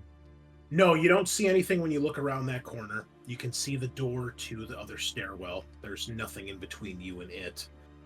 Yeah, and it since seems he's- like the zombies are too distracted by the music over and whatever is going on at the ambulance. Gotcha. Then I guess I'd ask Glenn, like, stay until our friends can back us up. Stay in cover. Glenn would nod, and he would have taken out his pistol just to Okay. kind of be at the ready. Yeah. And then I'll do the same. Okay. All right. At this point, Gabriel, you throw the door open. Nice. Michonne is still making her way up the second half of the stairs. Right. What do? You can Do- see Glenn and Carol up against the barricade. You can see some of the medical gear scattered around. Obviously, she's been working on him. He still seems to be alive. They're probably looking in your direction when you throw the door open. I will wait until I hear like another shot, and then I'm gonna try to sprint to this car and like slide in behind it and hide. Okay. So you wait a moment, and then you do hear another shot go off, and you've got the door open, right? And so the door opens, it opens out. So it's, I actually used a little drawing tool here that I was messing around with earlier. Where is it? Here we go, draw freehand. So the doors open up like this, right? Okay. Okay. You're standing here in the middle, and so you hear a bullet hit the door, and you're basically using it as a shield. Nice. And you actually probably see a little indentation, like right by your face. Some fuck. But it does not go through. Okay, great. And then I run to the first car. Yeah, he's got to run out of bullets eventually. All right. You don't have to make a... Well, I think you should make a mobility test to see more or less if something goes wrong. Not so much that you need to make cover. Okay, it's fine. So you get around. You do see there's 2 other vehicles there, but you're more just trying to get to cover, so you don't really see where the person is that's shooting at you. Right. And you hear another shot go off, and one of the windows of the car you're hiding behind shatters. Okay. So in our gear, do we know how many bullets we actually have? So bullets are done abstractly in this game. The idea is that you have enough bullets to last like a firefight or 2. But if something goes wrong when you're shooting, for example, you've probably run out of ammo. Ah, okay. So, or in the case of like the revolver, we said it only has 1 bullet. But So the past couple shots have gone at the preacher. Have the other 2 been able to like pinpoint where exactly? well, yeah. What are you 2 doing now? So you see Gabriel come out. You hear a shot go off. You can tell it's aimed at him, and then you see him duck around and duck behind that car, and you see another shot go off. And give me a well, you probably don't need to at this point because Glenn, you knew where to look. You can see laying on the top of this van, there is a figure that is laying down with a rifle aimed at him. And then as this is happening, you do see that they then turn. They're going back and forth between the two of you. So I think this is a good time to go into how initiative works in this game, which is a little bit different than really any RPG that I've seen. So there's 2 types of combat in Walking Dead. There's a duel, which is where there's like a one-on-one fight, or maybe just a couple people. Or there's a brawl, which is when you have like a big ass fight. The brawl has more of the interesting initiative, but I really think it's just you guys versus this one person right now. So I think a duel is more appropriate. So really the only thing that matters here is range bands, and it does range just like an Alien. You have short, long, extreme, and that's it. They don't even have engaged, just short, long, and extreme. So I would say right now you guys are at long range, because you're not quite close enough to make it a close combat attack. You got to get into short range of that. So she's basically one range band away from you guys. I believe we just kind of say what we're gonna do, and then we make rolls for that. Okay. So there's not really an initiative order here because it's just a handful of people. And since you guys are all on the same team, there's only 1 enemy right now. We don't have to worry about initiative so much. So I know what this person's going to do. I already have that in mind. So each of you tell me what you want to do, and then we'll kind of play it out. I've heard quite a few gunshots at this point. I've crawled over a bunch of things on my way to get here. Is there any object that is throwable? Oh, sure. There's probably like a bottle or like a rock in the stairwell with all this other stuff. Bottle's perfect. Okay. Yeah, well, for me, or for Carol, I assume Glenn would have like pointed like he's at the top of that car, and so what I would try and do is, since I just heard the last shot go off, I would try to just barely pop out from cover, take a shot at the top of the roof, and then go back down into cover. Okay. And I will point Yeah. out, because this is a decent thing of the game, in this game, if you are in cover, if you have the bonus of cover, which currently all of you do because you're out of line of sight or you're behind something, if somebody shoots at you with a ranged attack, it takes an extra success to hit you. So it'll normally take 2 successes before they hit you rather than just 1. Okay. If you end up shooting at Okay. each other, it becomes an opposed roll. But if it's against, if it's not an opposed roll, then you just make a roll straight up to see if you succeed. But if you're shooting at each other, it's kind of like consider you're in like a gunfight with each other. So you're both trying to take cover, both trying to shoot each other. And so it becomes an opposed roll. And then whoever wins the roll, well, depending what happens, you actually can both hit each other. You could both miss. One person could hit, one person could miss. So with that in mind, so Carol, you're shooting. Okay, makes sense. Glenn, how about you? Yeah, I think Glenn would have the same idea. You know, we've heard that there's been a pause between shots, so that tends to mean he's racking. So that would give us some time to shoot. All right, Gabriel. Gabriel's gonna start army crawling underneath the car towards the next car. Okay, all right, and Michonne, you got your bottle. What are you gonna do? Yeah, I'm gonna hide behind this door here, and Yep. I'm gonna be looking. Is it? You said it was solid metal. Yeah. So I'm gonna get down, so I'm not at like normal head level. Okay. And then I'm gonna wait on the bottle for when this person looks like they might be shooting, and then I'm gonna throw the bottle to like make a crashing sound to make them maybe like look away just for a second. Where are you throwing the bottle? Towards Like, the van? yeah, towards the van, like at Okay. the arrowish sign maybe. Okay. So Carol and Glenn, you guys are gonna make ranged attacks because you're shooting. Gabriel, you are going to make a stealth to avoid getting seen. And Michonne, let's see. Like just as I want to shoot to like, you know, the 1 second distraction. I'll let you pick. You can do a ranged attack. You can do survival or manipulation, because I think all of those make sense that you're trying to distract them. Okay. And Kyle, she is turning to shoot at you guys. Yep. And since you are the closest target, she's going to be shooting at you, so it'll be an opposed roll for you. Okay. Should I make my survival Okay. roll now? Yeah, everybody make your rolls, and then I'll kind of explain what happens here. Where's this NPC? All right. Whatever that is crazy. Tell us what you got, please.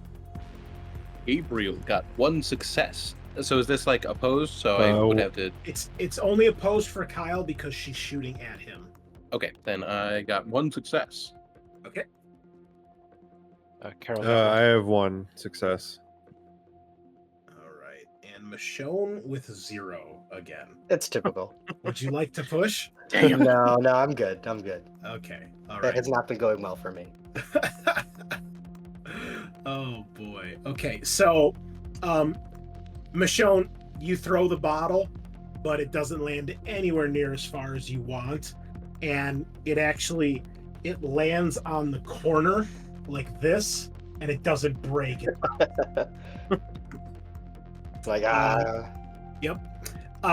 Gabriel, you make it underneath, no problem. You get to the next car. You have a clear line of sight of the person. I mean, they're in cover because they're laying down and they're up on top of the roof, so you can't see much of them. But you can see the end of the rifle, and it's pointed at the other two, and the shot goes off.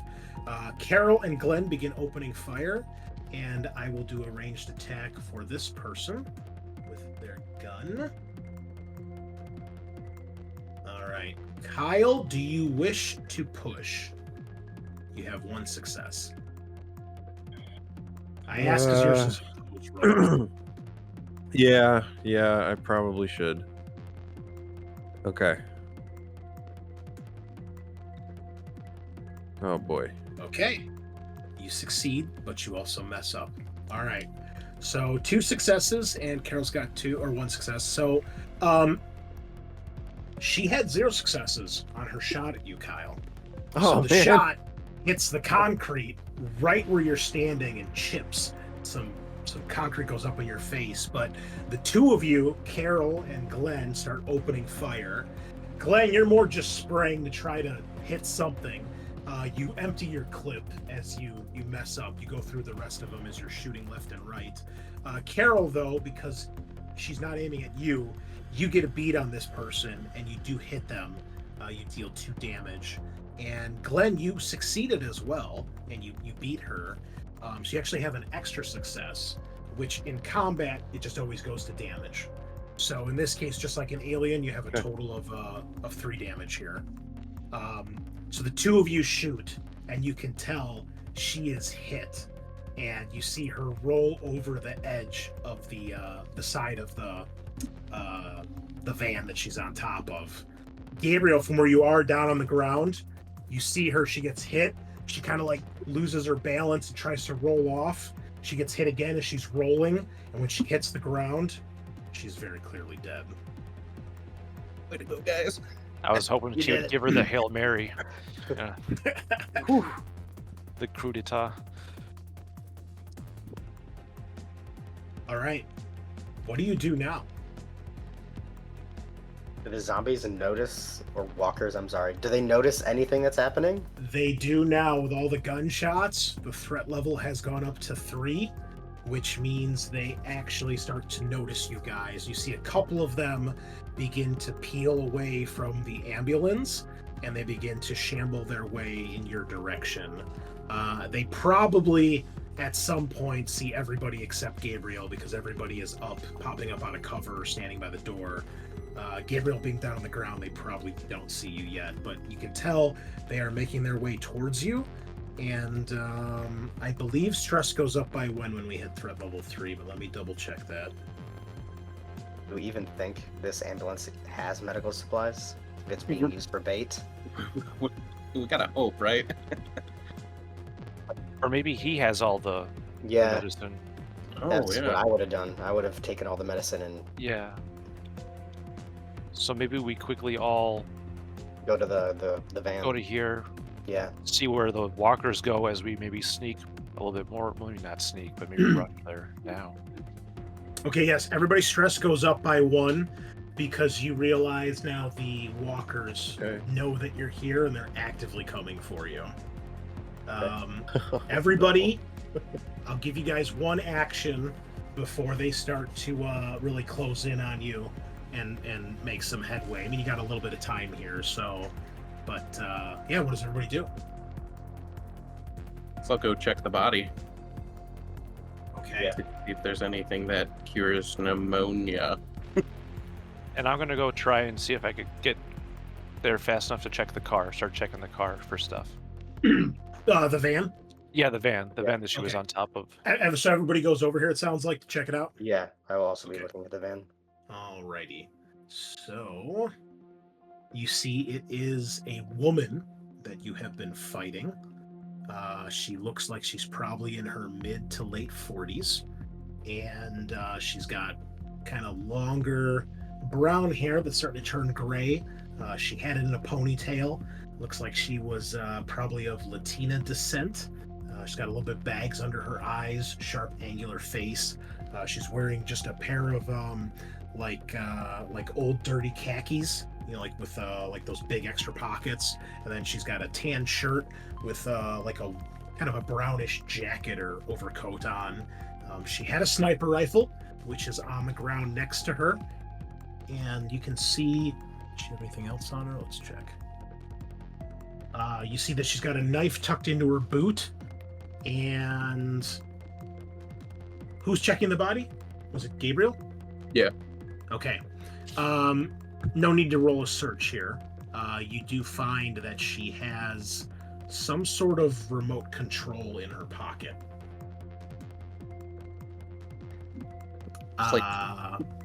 You click it, and the music to the radio, which you can tell is somewhere over by the ambulance, turns off. Right.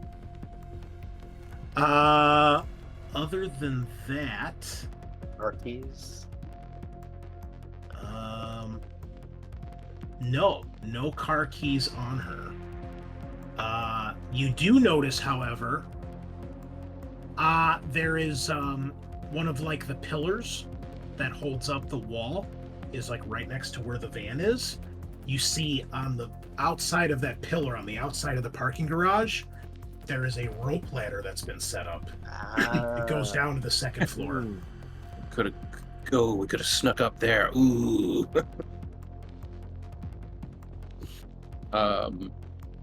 Okay.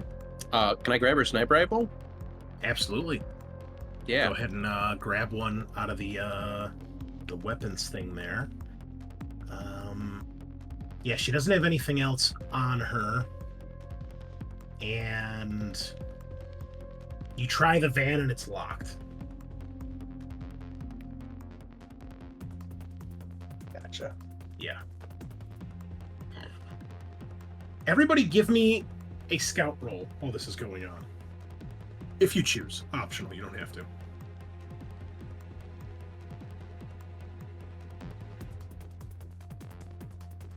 Okay.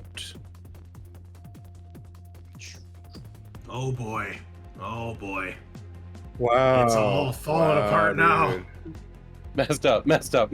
Oh my god. I see Michonne chose not to roll here. I abstained from Probably this one. wisely. Okay. So Carol, as you're looking around, you see movement inside the ambulance. You can tell there's at least 2 people in there. Oh, like as in like actual people or walkers? Looks like humans. Oh, okay. I'll relay that to the group. However, you both mess up. As you guys are discussing this, you're checking the body, you're checking the van, you see the ladder, you're trying to decide what to do. The threat has gone up by 1 as the walkers are closing in, and they basically are here and here coming around the sides. You see one actually stumbles out of the doorway, and he's missing a hand. No. That's storytelling right there, folks.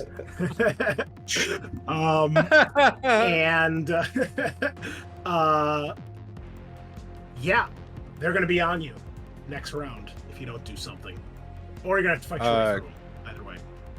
Jump down. Glenn's ladder. gonna.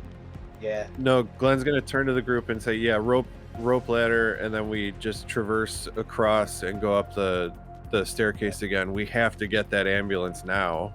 Like, Can We all need of to us go see. down the rope ladder before they get to us? Probably not, because you have to get up on the side, Right. then like reach out sideways to get to it, right? Right. Because the pillar goes like up a little Yeah. bit, right? And then you can see that it only goes down to the second floor, and then you then have to, while you're hanging, try to reach your foot down to like get around the side of the pillar. It's not easy. And Right. you guys have never done it before. Like, you're guessing she's probably done it a couple times. She's probably okay at doing it, but So maybe going across the wall. So maybe like 1 or 2 people go down the rope ladder, and then the rest jump over the wall. no. Go back through the staircase because there's a guy fight at your the way staircase. at least through the stair. I know, but the easiest way is they'll see you go through the door. They'll be attracted to that door. You guys then run back through the second floor to There's the like other 10 staircase, zombies and over they won't there. see you Yeah, coming from the aren't other there like staircase. a bunch of zombies over by the door? there's like there's one that stumbled out so far, but then the rest at this point, they've made their way Yeah. around. They've made their way like this way. So now they're here at the corner, coming Yeah, around the there's no corner, way. and then they're here at this corner, coming around the corner. Yeah, there's no way. There- All right, there's yeah. probably about Then, 6 on each side. then yeah. In Well, I'm a s- total, I would say there's probably about 20-ish zombies up here. I mean, if there's only 6 Okay. towards the door, then yeah, we can probably do it. I was imagining there was like 12 and 12 on each side, but if there's only 6, there's 4 of us, guys. We're fucking kings. No, because there's still a bunch by the ambulance trying to get at the people inside. You can tell Okay. that's why they're not all getting distracted. There's some that are focused on the people inside. So yeah, if we want to go kill the zombies over here and then lure them towards the door and make our way down and back up, we should do that. I'll follow. You guys. All right. It's The Walking Dead. We got to go big or go home. Okay. All right. Cool. So we are gonna fight an actual, a small swarm here. Nice. So A brawl. no, fighting swarms work a little differently. Brawls are for when you're fighting humans or living things. So this is the way it works. Whenever you're fighting a swarm, right? So once a swarm is at least 5 zombies, up to 1,000, which is the biggest they get. So basically, a swarm is a group of walkers. Okay.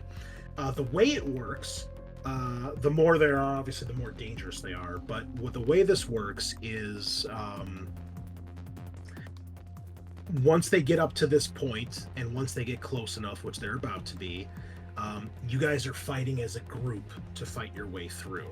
So each round, until this ends, you have to try to fight off the group. And the way this works is up to 3 players.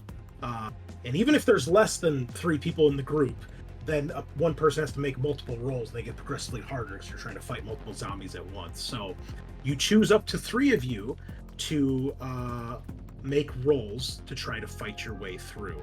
The other person can either do an assist, or they can use their leadership skill if they have leadership to try to give orders to the group. But basically, you guys make a roll, whether it's I think it's just combat rolls. I think. Okay. Like if we have a pistol, would we be able to use the pistol's bonus and stuff like that? Or... Yes. Yep.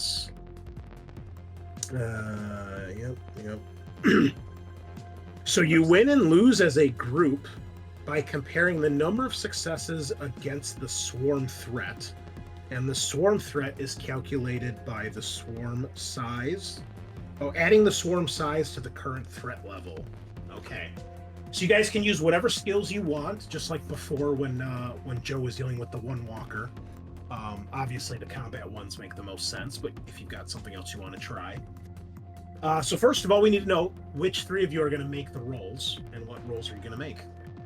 I am actually like super decked out in leadership apparently, so I'll stand in the back just delegating. Okay. And so the number of successes you need, it is swarm size and threat level. Well, it's currently threat level 4, and this is only a swarm size of 1. But if you guys don't pass this round, it's going to be bigger because they're all going to be on top of you. They'll be swarm size 2. So you guys need a total of 5 successes between the 3 of you. Well, 4 of you. What does my leadership do? So leadership, it's just like leadership in Alien. You give an order, and for every success you get, you can give a bonus dice to someone who does whatever you say. If you get multiple successes, you can hand them out however you see fit. Cool. So if you get 3 successes, you can put all 3 on one person or give 1 to each person. Sure. You got a bonus die or a bonus success to the people? It's a bonus die.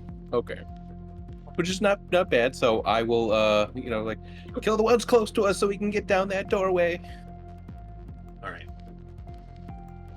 Hey. Oh yeah. 3 successes. Sick. So I guess I'll give 1 to each one. Okay. Everybody make whatever roll you'd like and add a +1 bonus on top of whatever your gear may give you.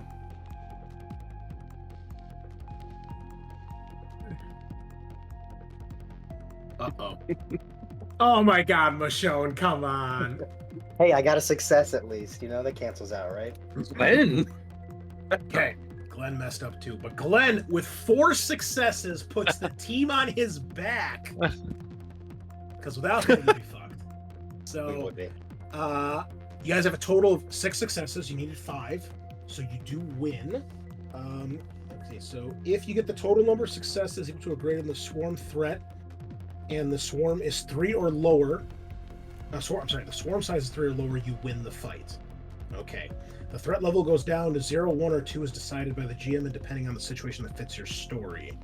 As long as the swarm size is 3 or less, you only need to win 1 round to end the fight, either because you kill all the walkers or you manage to run away and hide. If the swarm is 4 or higher, winning a round means you just reduce the step by 1 of the swarm. So it's like that scene when they're defending Alexandria and Rick just goes ham and then everybody makes the circle of death and fights their way through 300 walkers. But there's only, a dozen or so. And in the meantime, Gabriel presses the button to turn the music back on. And he's like, Yeah. "Yes, the final countdown!" And we're blast our way to the door. I like it. Love it, Travis. Okay. I do love it, but you did mess up here. So, Well, I do. Glenn, first of all, Glenn, your pistol was out of ammo. Oh, yeah, he would have the revolver, though, still. And he had 1 shot. It kills Okay, 4 so- Four zombies. zombies with So one shot. here's what I think. I think Glenn, realizing the Well, group I could throw it at him. might be fucked here, just starts bashing Yeah. zombies in the head with the gun, right? Just goes ham. But he puts himself in danger. You are going to get attacked because you kill like most of the 6 that are over here. Michonne, you rush up to help. Carol, you pop one in the head. Michonne, you manage to cut one, the one that had the one hand that you attacked earlier. You drive your Retribution. sword through his head and you kill him, right? But as you do, a second zombie stumbles out of the stairwell and tries to grab your arm. So each of you are going to get attacked. And I think it's just like before where we... let's see. Yeah, you each going to suffer a single attack. So I need the 2 of you to make whatever roll you'd like to defend yourselves. Same thing as last time. Yep. Ooh. So Glenn, you could, if you want to shoot, you'd have to use the other gun. Yeah. And I do not get the bonus die this time, right? From the Correct. leadership. Yeah, just not from the leadership. Oh my God! 11 Or- dice and no successes. I guess I gotta push, right? Yep. Yeah. Yeah, There new we song. go. Push it Much to better. the limit. That's the point of no Right. Here return. comes the 1 shot. Oh, but you messed up. Oh, I no. did? It didn't show on my screen. Yeah, if you press the dice, it opens up a drop down. It shows you all your dice results. Gotcha. Because I only saw good stuff. Okay. Glenn, with that last bullet in the revolver, this last zombie who's about to latch onto you, you just put the gun right under his chin and pop him. You messed up while defending yourself. Oh. Okay, so here's what I think happens, Michonne. This thing takes you off guard. It Okay. lurches out of the doorway. It basically tackles you and knocks you to the ground. As you do, you get your sword up, and it basically impales its head on the sword, and it's dead. But you bang your head against the concrete and take a point Right. of damage Okay. as it knocks you to the ground. That group of zombies is dead. The other group is coming towards you. I'm going to put this back down to, I would say 2, because by this time we'll assume you guys run into the stairwell and close the door behind you. Well, I have actually a question. Yes. There's all the zombies by the ambulance right now, right? Yes, but keep in mind there were 2 groups closing in on you. Gotcha. And I only counted it because otherwise the target number would have been higher to defend Sure. yourselves. So the other group is, do they actually give me tokens for zombies? Let me see. So we're gonna have to fight those other ones anyways. Yeah. But I mean, they're over there. We can just all start racking up guns and just. All right, I'm just gonna put this token here. It's not an alligator. Gun. Fire. Well, I got the sniper. Carol's got the Oh, yeah, pistol you she have beat her the husband to rifle. death with. Here, we'll just Allegedly. Allegedly. Allegedly, right? Okay. All right, there's no proof. Okay. So yeah, there's this. What the fuck? Oh, you can't drag tokens in this? What? Just arrow. Freely? What happens? No, I can drag. I like can't. Teleporting What the zombie. What the fuck? Okay, well, okay, so this is where the other group of zombies are. Okay, and then there's the big group is over here by the ambulance. There's about 10 or 12 by the ambulance. I think ring around the rosie's a little bit easier. Yeah. You guys can decide if You know? if you break line of sight and close the door, then obviously you don't have They're to probably just gonna go chase back you. this way though. But it's up to you. So Yeah, I think like ring around the Well, rosy. if just start Well, if we ring around the rosy, they'll still surround us again. I'll tell you guys this. If you break line of sight and close the door, the threat's going to go down to 2 because they don't actively see you. If you guys stay up here and try to go around, the threat level's only going to go down to 3. Because they're still going to see you. Even if you duck behind the barricade, they're going to start following you. Let's take a few minutes, go down. Yeah. Let it calm down. Maybe we'll Orient find some ourselves and- weapons on the second floor. Yeah, we can search, right? All right. You guys make your way into the Let's do stairwell. that. You guys have to climb over. I want to make you guys test. But you can see this other zombie climbed out from underneath some of the rubble. You see some of the debris is shifted. You guys make your way down. You have to climb or move some of the stuff. There's no more walkers down here as you clear this. Get back down to the There's second one floor. walker down here. The chain. I'm Oh, grabbing. that's right. That's right. He's still He's there. back. All right. You guys get back down to the second floor, and there's probably still a walk or two wandering around, but nothing nearby.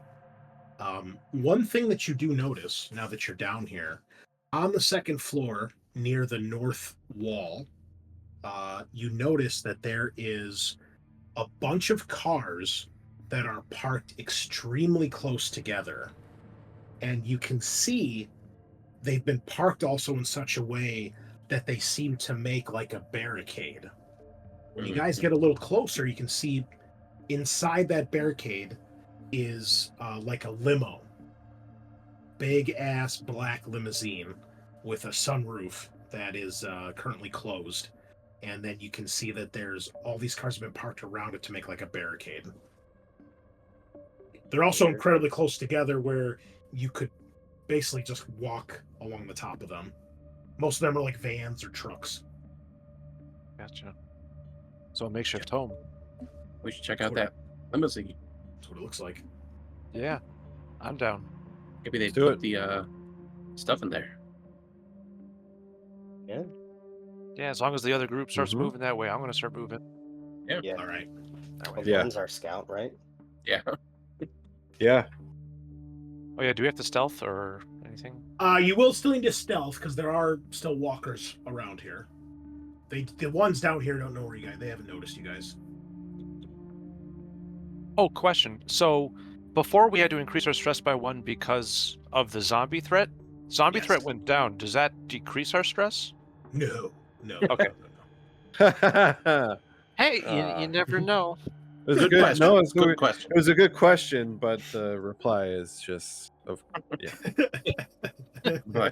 would you get to have fun? Oh Yeah. no, my dear Travis. No. No. no. Hey, I'm only, in my mid-40s. Osteoporosis is kicking in. Osteoporosis. Damn, dude, drink some more milk, bro. Yeah, we're at 40. There's a lot going on here, my friend. We Yeah. might need to talk about this. Yeah, don't tell me that, man. I'm about to hit the big 4-0. I don't want to hear that. That's All true. Well, right. I guess I've Son been, of a- Oh boy. Are we doing stealth rolls?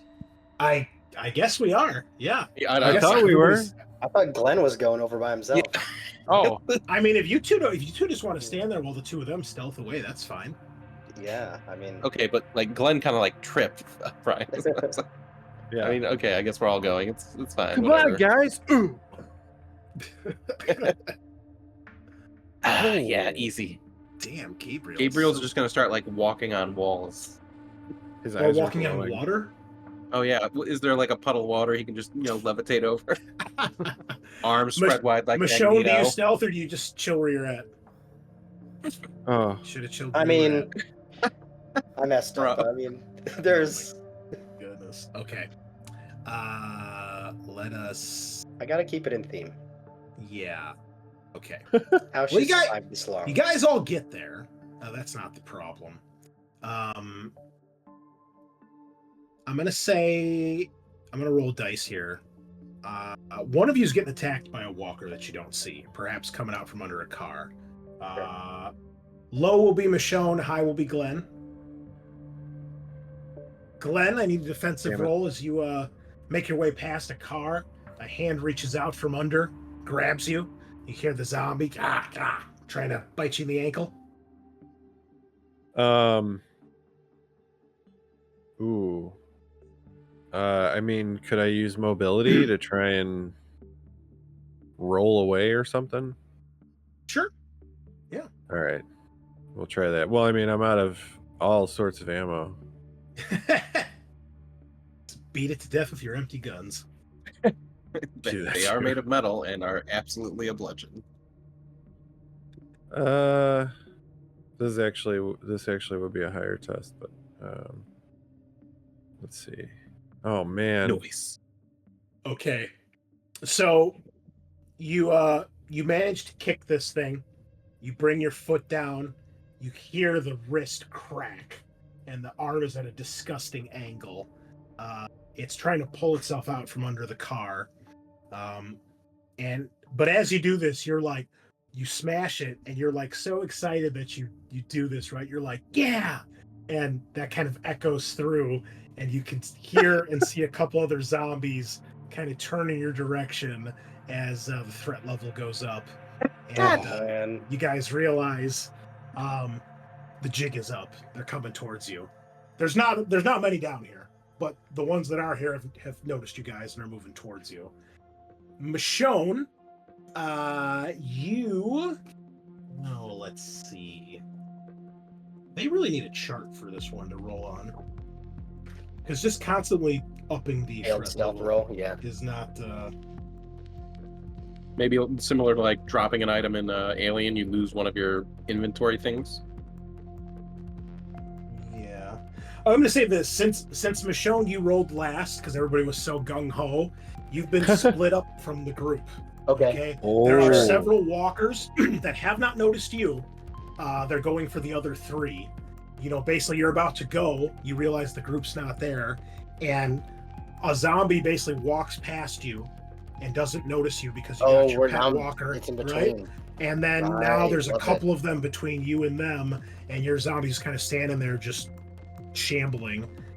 You hold your breath, and the one walker just walks past you, doesn't even look at you, and is going for the group.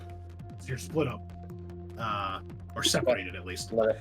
So, what do you guys do?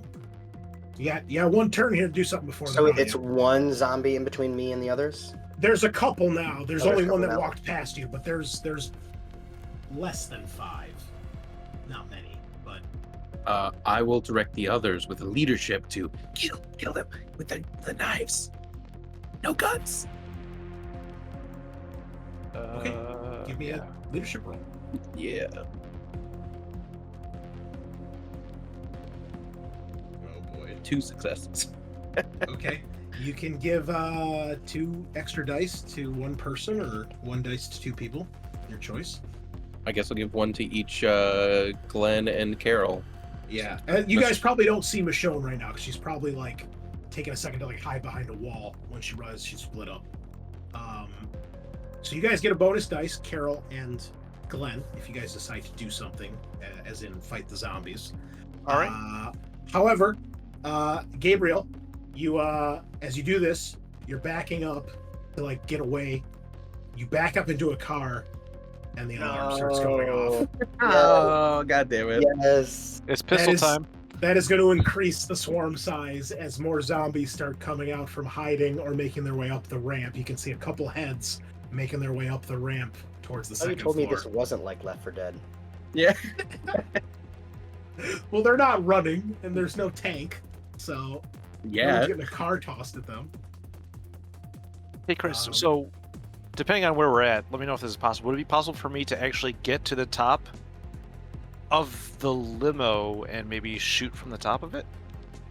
Oh yeah, you guys are right next to the barricade. You guys can easily climb over. I mean, it'll take a roll because most of these are trucks and stuff, and because they're double parked, you know, it's not just like you can't Dukes of Hazzard slide over the hood because there's like two cars next to each other, and she's probably parked them in such a way to make it hard to actually climb through. But you can climb under or over. You guys can try to do that, and then once you're within the ring, it's going to be a lot harder for the walkers to get to you because they're going to have to probably crawl under if they realize what to do. Otherwise, they're trying to just like stand there and, you know, walk through two trucks, which isn't really going to happen. So we should probably go to the ring then. Yeah, so I'm going to do exactly what you said, Chris. I'm going to Dukes of Hazzard over the top of those cars. And I'm going to just get into a fire position and start firing on these non-humans.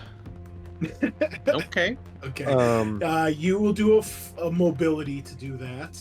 What are the other? Well, Gabriel, you're not shouting, but you're telling them like kill them. Right.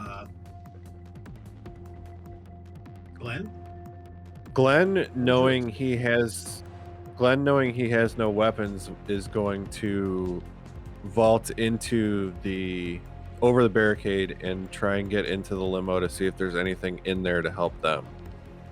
Okay, so the two of you, please give me mobility tests as you leave the father defenseless by himself. He's got his faith to protect him. Yeah, I do. Gun? It's true. I do have a gun, but it's okay. I'm gonna let this happen. Okay, so Glenn Dukes of Hazzard his way over the entire barricade. Yeah, he shows me up. Yeah, where Carol's like, well, them Glenn slowly boys. crawling over. Yeah. Me osteoporosis. Okay, we hear a few bones cracking.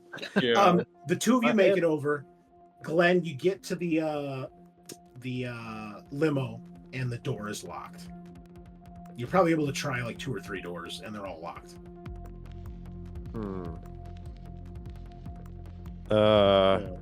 Sunroof. It was closed. Oh, it's closed. it was close. Bash I it. think he would take the butt of the gun and drive it into probably the rear window, like the passenger window. All right, Michonne, what are you doing? You see 2 of them hop over the barricade.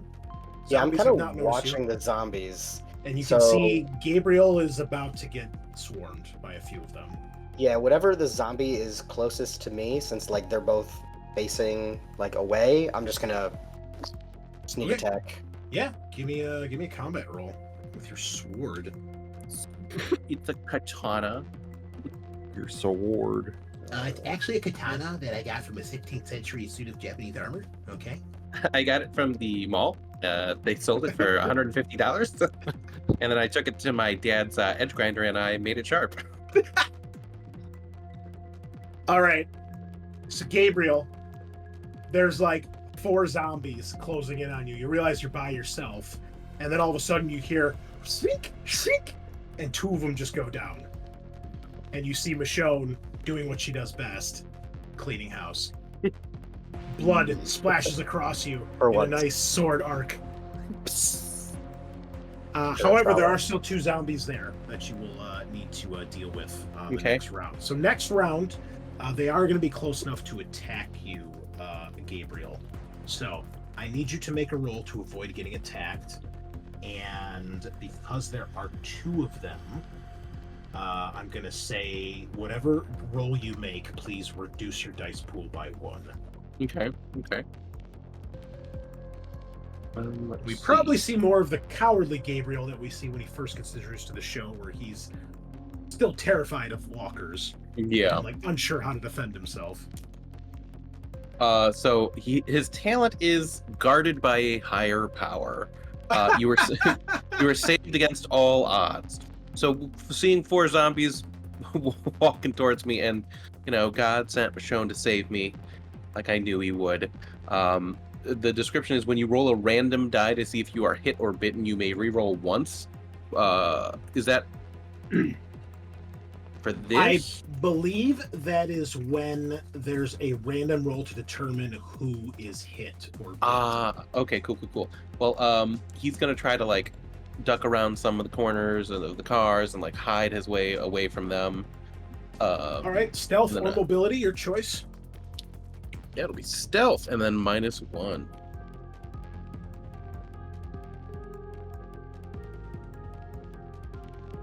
3 successes. All right, you instinctively drop to the ground and try to crawl under one of the cars. Nice. As you do, you get out from under the car, so you're in the circle now.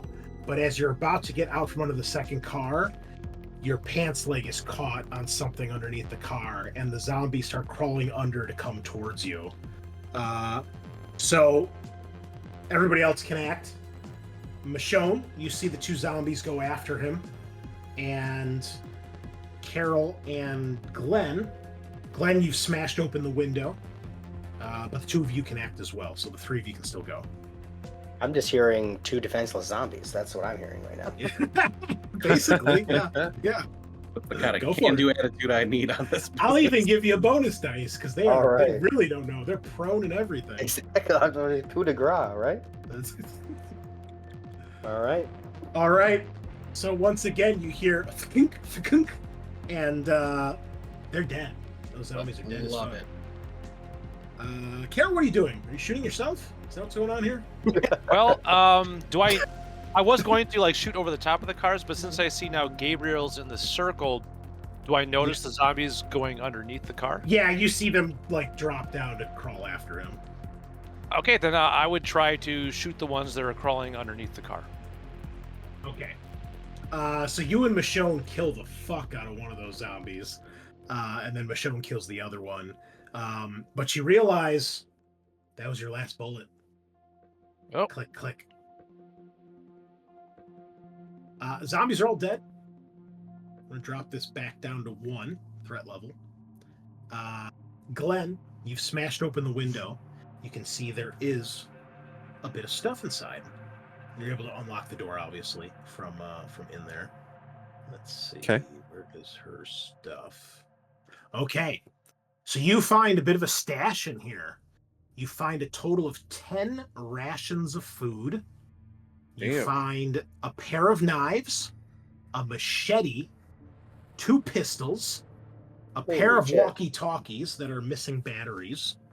You find an axe, a shotgun, 2 bottles of booze, and 5 blood-stained backpacks. Oh. You also see in here, clearly she was using this as a place to sleep. There is a pillow and a couple blankets or bed sheets set up on one of the long side couches. At this point, you also can hear from up above, you can hear the sounds of gunfire and shouting from up on the 3rd floor. Yeah, we need to get up there. Yeah, we left him for a little while, but everyone can get a gun or a weapon now. Yeah. Yeah, I'll Possibly take. James Ford. Yeah. I'll take. We still have the sniper rifle as well. Yeah. I think that's all 2 you. pistols and a sniper. Yeah. Whoever's I'll good at take- ranged. Oh yeah, whoever's yeah.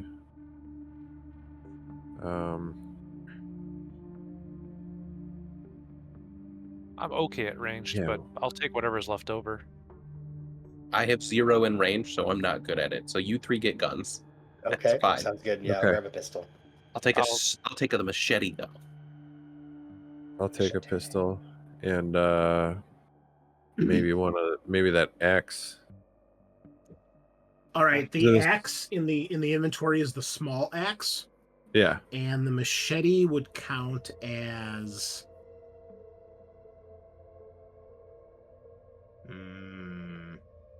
they don't have separate rules for a machete. Big axe. Also small axe. Yeah. Also. Would small I- axe, yeah. I mean, would I be that's able what to it's say for. that I just found ammo for the pistol, it's similar make and model? Extra clip in it. Yeah, Yeah, I would okay. say we can use I imagine the small axe is like Rick's hatchet that he had for most of the Mhm. series. Okay. And then big axe is like some of the stuff like the kingdom were using, Yeah. like actual weapons. Machete, I would say either use this. Well, they already have 2 knives. I would say use the stats for a sword. Okay. Otherwise, they would just have 3 knives, right? Right. Yeah. Or It's I don't fair. know. Give us rules for a machete. Could do that too. Yeah, guys. Give us the rule for a fucking rifle butt, but not a fucking machete. No, that works. Okay. And you say there was a shotgun left over? Yes, there is a shotgun. That's huge. All right, I'll take that then Huge. if no one else wants it. All you. Dude, shotgun is OP.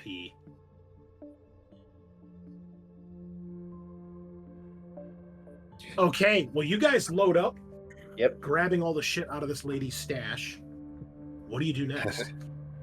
Well, since I don't have a strap on my scabbard or my katana, I take my like JanSport backpack and I zipper it just like closed. So just it's on here and now it's on my backpack. I'm like, it's back. Okay. All right, I dig it. Go back up the stairwell Yeah. and kill those other humans unless they give us all the medicine they have. You know, I would want to be saved if I was trapped in a. All right. So when you guys get up here, you make your way back up the stairwell. You open the doors. As you do, you can see that they are. They have finished off most of the zombies around the ambulance, and you can see the last few that were probably chilling by the door have made their way. Are kind of intermittently making their way over there, but they're going to be pretty easy pickings for these people. You see there's a group of, I believe it's 4. Let me double check. Oh, that's not it. The Golden Ambulance. So, Travis, you're pretty good at manipulation, right? Yeah, there's 4. You see 4 people. Yeah. Convince them that we're trying to help. And that we just need that medicine. They can join us. Yeah. Safety in numbers. Mhm. Yeah, so as we make our way up there, we see that they're fighting off. I'll yell out to that group, "Don't shoot, we'll help them fight them off. We'll help you fight them off." Okay, give me a manipulation test, please. Okay. So I do have a talent that says innocent face. I don't know if I can do this because it says you made someone believe you were weak. You get +2 on manipulation when you act innocent in front of a stranger, even though we just killed someone. I mean, we're like innocent to them. They Yeah. might not have seen it though, because keep in mind they were in the ambulance surrounded by walkers. Mhm. So you can use it. That's fine. Okay.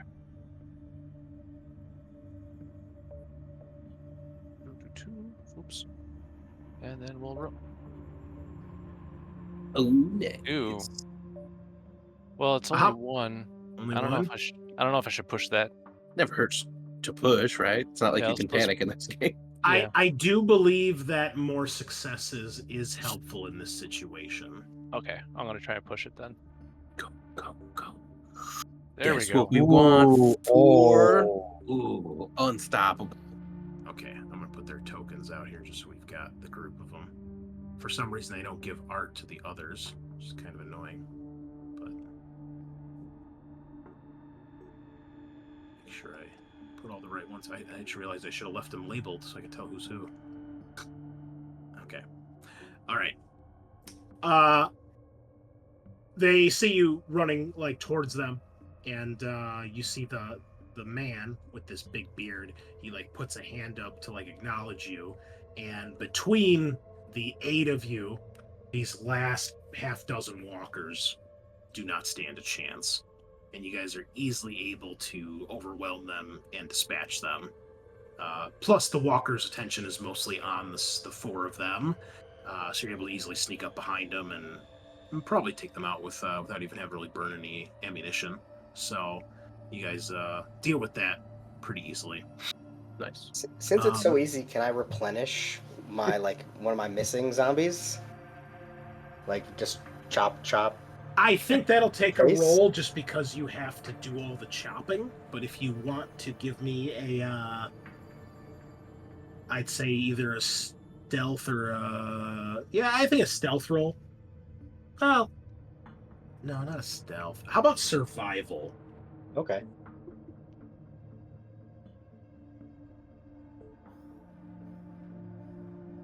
Do I get bonus for my katana? Since katana has a bonus of 2, right? Yeah, you can take a bonus. That's fine. Okay. Oh well. Not a single. It dies instead. Whatever. Yeah, you're too enthusiastic, and you go to slice. You're like gonna be all cool. Like, I'm just gonna slice the jaw off, and it's just the whole top of the It's head. the whole head. Yeah. Man, you've been having it rough tonight. I mean, I am the unluckiest man in the world. I should tell you. But to everyone else, looks like Michonne just fucking aced the zombie like nobody's business. So, because you didn't Okay. mess up. I'll play it cool. You know. Yeah, That's what I meant to happen. You know, the head comes right off. it's like one slice, right? Natural. So they're a little surprised when you walk up and you have a zombie on a chain, but because of Carol's amazing manipulation roll, they don't like aim their guns at you or anything, and they thank you. There's a man, there's 2 men and 2 women. You see that. Give me any information on these people? Okay, yeah. So the man that you see, he's clearly the leader of the group. He's an older man, looks like maybe 40s or 50s. He's got a fairly large beard, kind of blondish graying hair at this point. He's got a plaid shirt with a simple little vest over that, like a dark vest. And then there's 3 others with him. One of them, the male, a little bit more on the skinny side, about Glenn's size. You know, he's not a big guy. Looks like he's probably pretty quick on his feet. Short black hair, and rather nondescript, to be honest. The other 2, there's a woman who is wearing like a dark overcoat, almost like a trench coat. Sort of thing. You're not sure how when it's so fucking hot out here, but she seems to be okay with it. She looks like she's seen some shit. You know, she's got like fingerless gloves. Her gear looks a lot more worn than the others of them. She looks like she's, you know, decked out. She's got a rifle on her back, and you see there's a knife tucked in her boot. And the man you're talking to, he's got just looks like a small knife in his belt, and he's got a pistol. The man, the other guy, he's got an axe, and you can see he's got on his maybe on his side or on his back what looks like a little med kit. And then the 4th person is another woman. She looks older as well, maybe in her mid 40s. She's got long brown hair that's pulled up in a ponytail, kind of frizzled, kind of not straight, you know, all crinkled. And she looks a little bit more built. You know, she looks kind of strong. She's actually got over her shoulder, she's got a sledgehammer, and then you see she's got a pistol tucked in her pants. And the man says to you all, he says, "Oh, thanks for the assist. Appreciate it. I thought we were goners once that woman started firing." I mean, of course, by the time we heard the music, we thought that maybe someone may be in trouble. Yeah, when we got up here, she turned the music on, and next thing we knew, we were surrounded. It's like, did you deal with her? Is she? He's dead. It was self-defense, and I'll point to Glenn. She shot my friend. Like, what the Yeah, hell? he's still bandaged. Yeah. You see the woman with the woman with the fingerless gloves. She says, "Well, good riddance to her then. You know, you're not no skin off our back. She wasn't our friend. She fired on us first, so clearly she's trying to trap us." And the man, he says, "You want me to take a look at that?" And he points to your wound, Glenn. Are you qualified? Yeah, I was a nurse before all this went to hell. Well, Uh, would you listen? We come from a community that's suffering horribly right now. We could use medicine. We could use someone like you. Listen, I'm new to this group, but these are some pretty darn good people. You say they all kind of look to the older man, and you can see he kind of shifts his weight to one side, and he says, "Well, we're part of a group too. We were actually sent to get supplies. Um, we were given this lead on this ambulance, so they sent us out here to check it out. We're gonna be in a lot of trouble if we don't get back." do you guys have medicine there? You see, they all kind of again look at him, and he looks back at the ambulance, and he's kind of like chewing his lower lip a little bit. He's like, "Yeah, I mean, there's actually stuff in there, believe it or not. She didn't leave it empty." Okay, we just need something that can help with pneumonia. I mean, if you guys need to take everything else, at this point, I think that's fine. We just need the stuff for pneumonia. You being a nurse, you might know what that is. You see the older man. You can see his attitude shifts a little bit, and you see he's kind of got like his hand like on his waist, like near his gun. But you see the nurse and the construction worker, the lady with the sledgehammer. He's like, yeah, I know what you guys would need, and the woman says, well, she's like, Bert, come on, they helped us out, they're gonna let us take the rest of the truck. Come on, just a few things, right? And she looks to the nurse. She says, right, Mike? And he's like, yeah, just he's like, it wouldn't be much. He's like, they're not gonna know, And Bert looks back over to him. He's like, you guys know what's gonna happen if Merle finds out. And like, how's he gonna find out? He doesn't know what the hell was in here. It could have been empty for all he knew. I'm going to need you guys to give me a manipulation test, somebody, if you want to try to convince them. Whoever makes the test, the rest of you can assist. Normally, when you do an assist, just like in Alien, up to 3 people can assist, and each assist gives you a bonus die. I think it's probably Carol. I mean, I've got 6 dice in that total, but you rolled like 8 or something. Yeah, as long as I could use the talent, it would be 8. Yeah, go ahead. Yeah, and I'll assist, so you get an extra 1 for me. Okay. This will be opposed against this guy. But, does assisting require a roll? Nope. You just basically say that you're going to do it, and then as long as it makes sense. I think at this point everybody's pleading their case. You guys are all trying to say something here. Okay. So yeah. Ooh, yeah. But do you want to push? Are you happy with 4? I mean, I don't want to like mess up and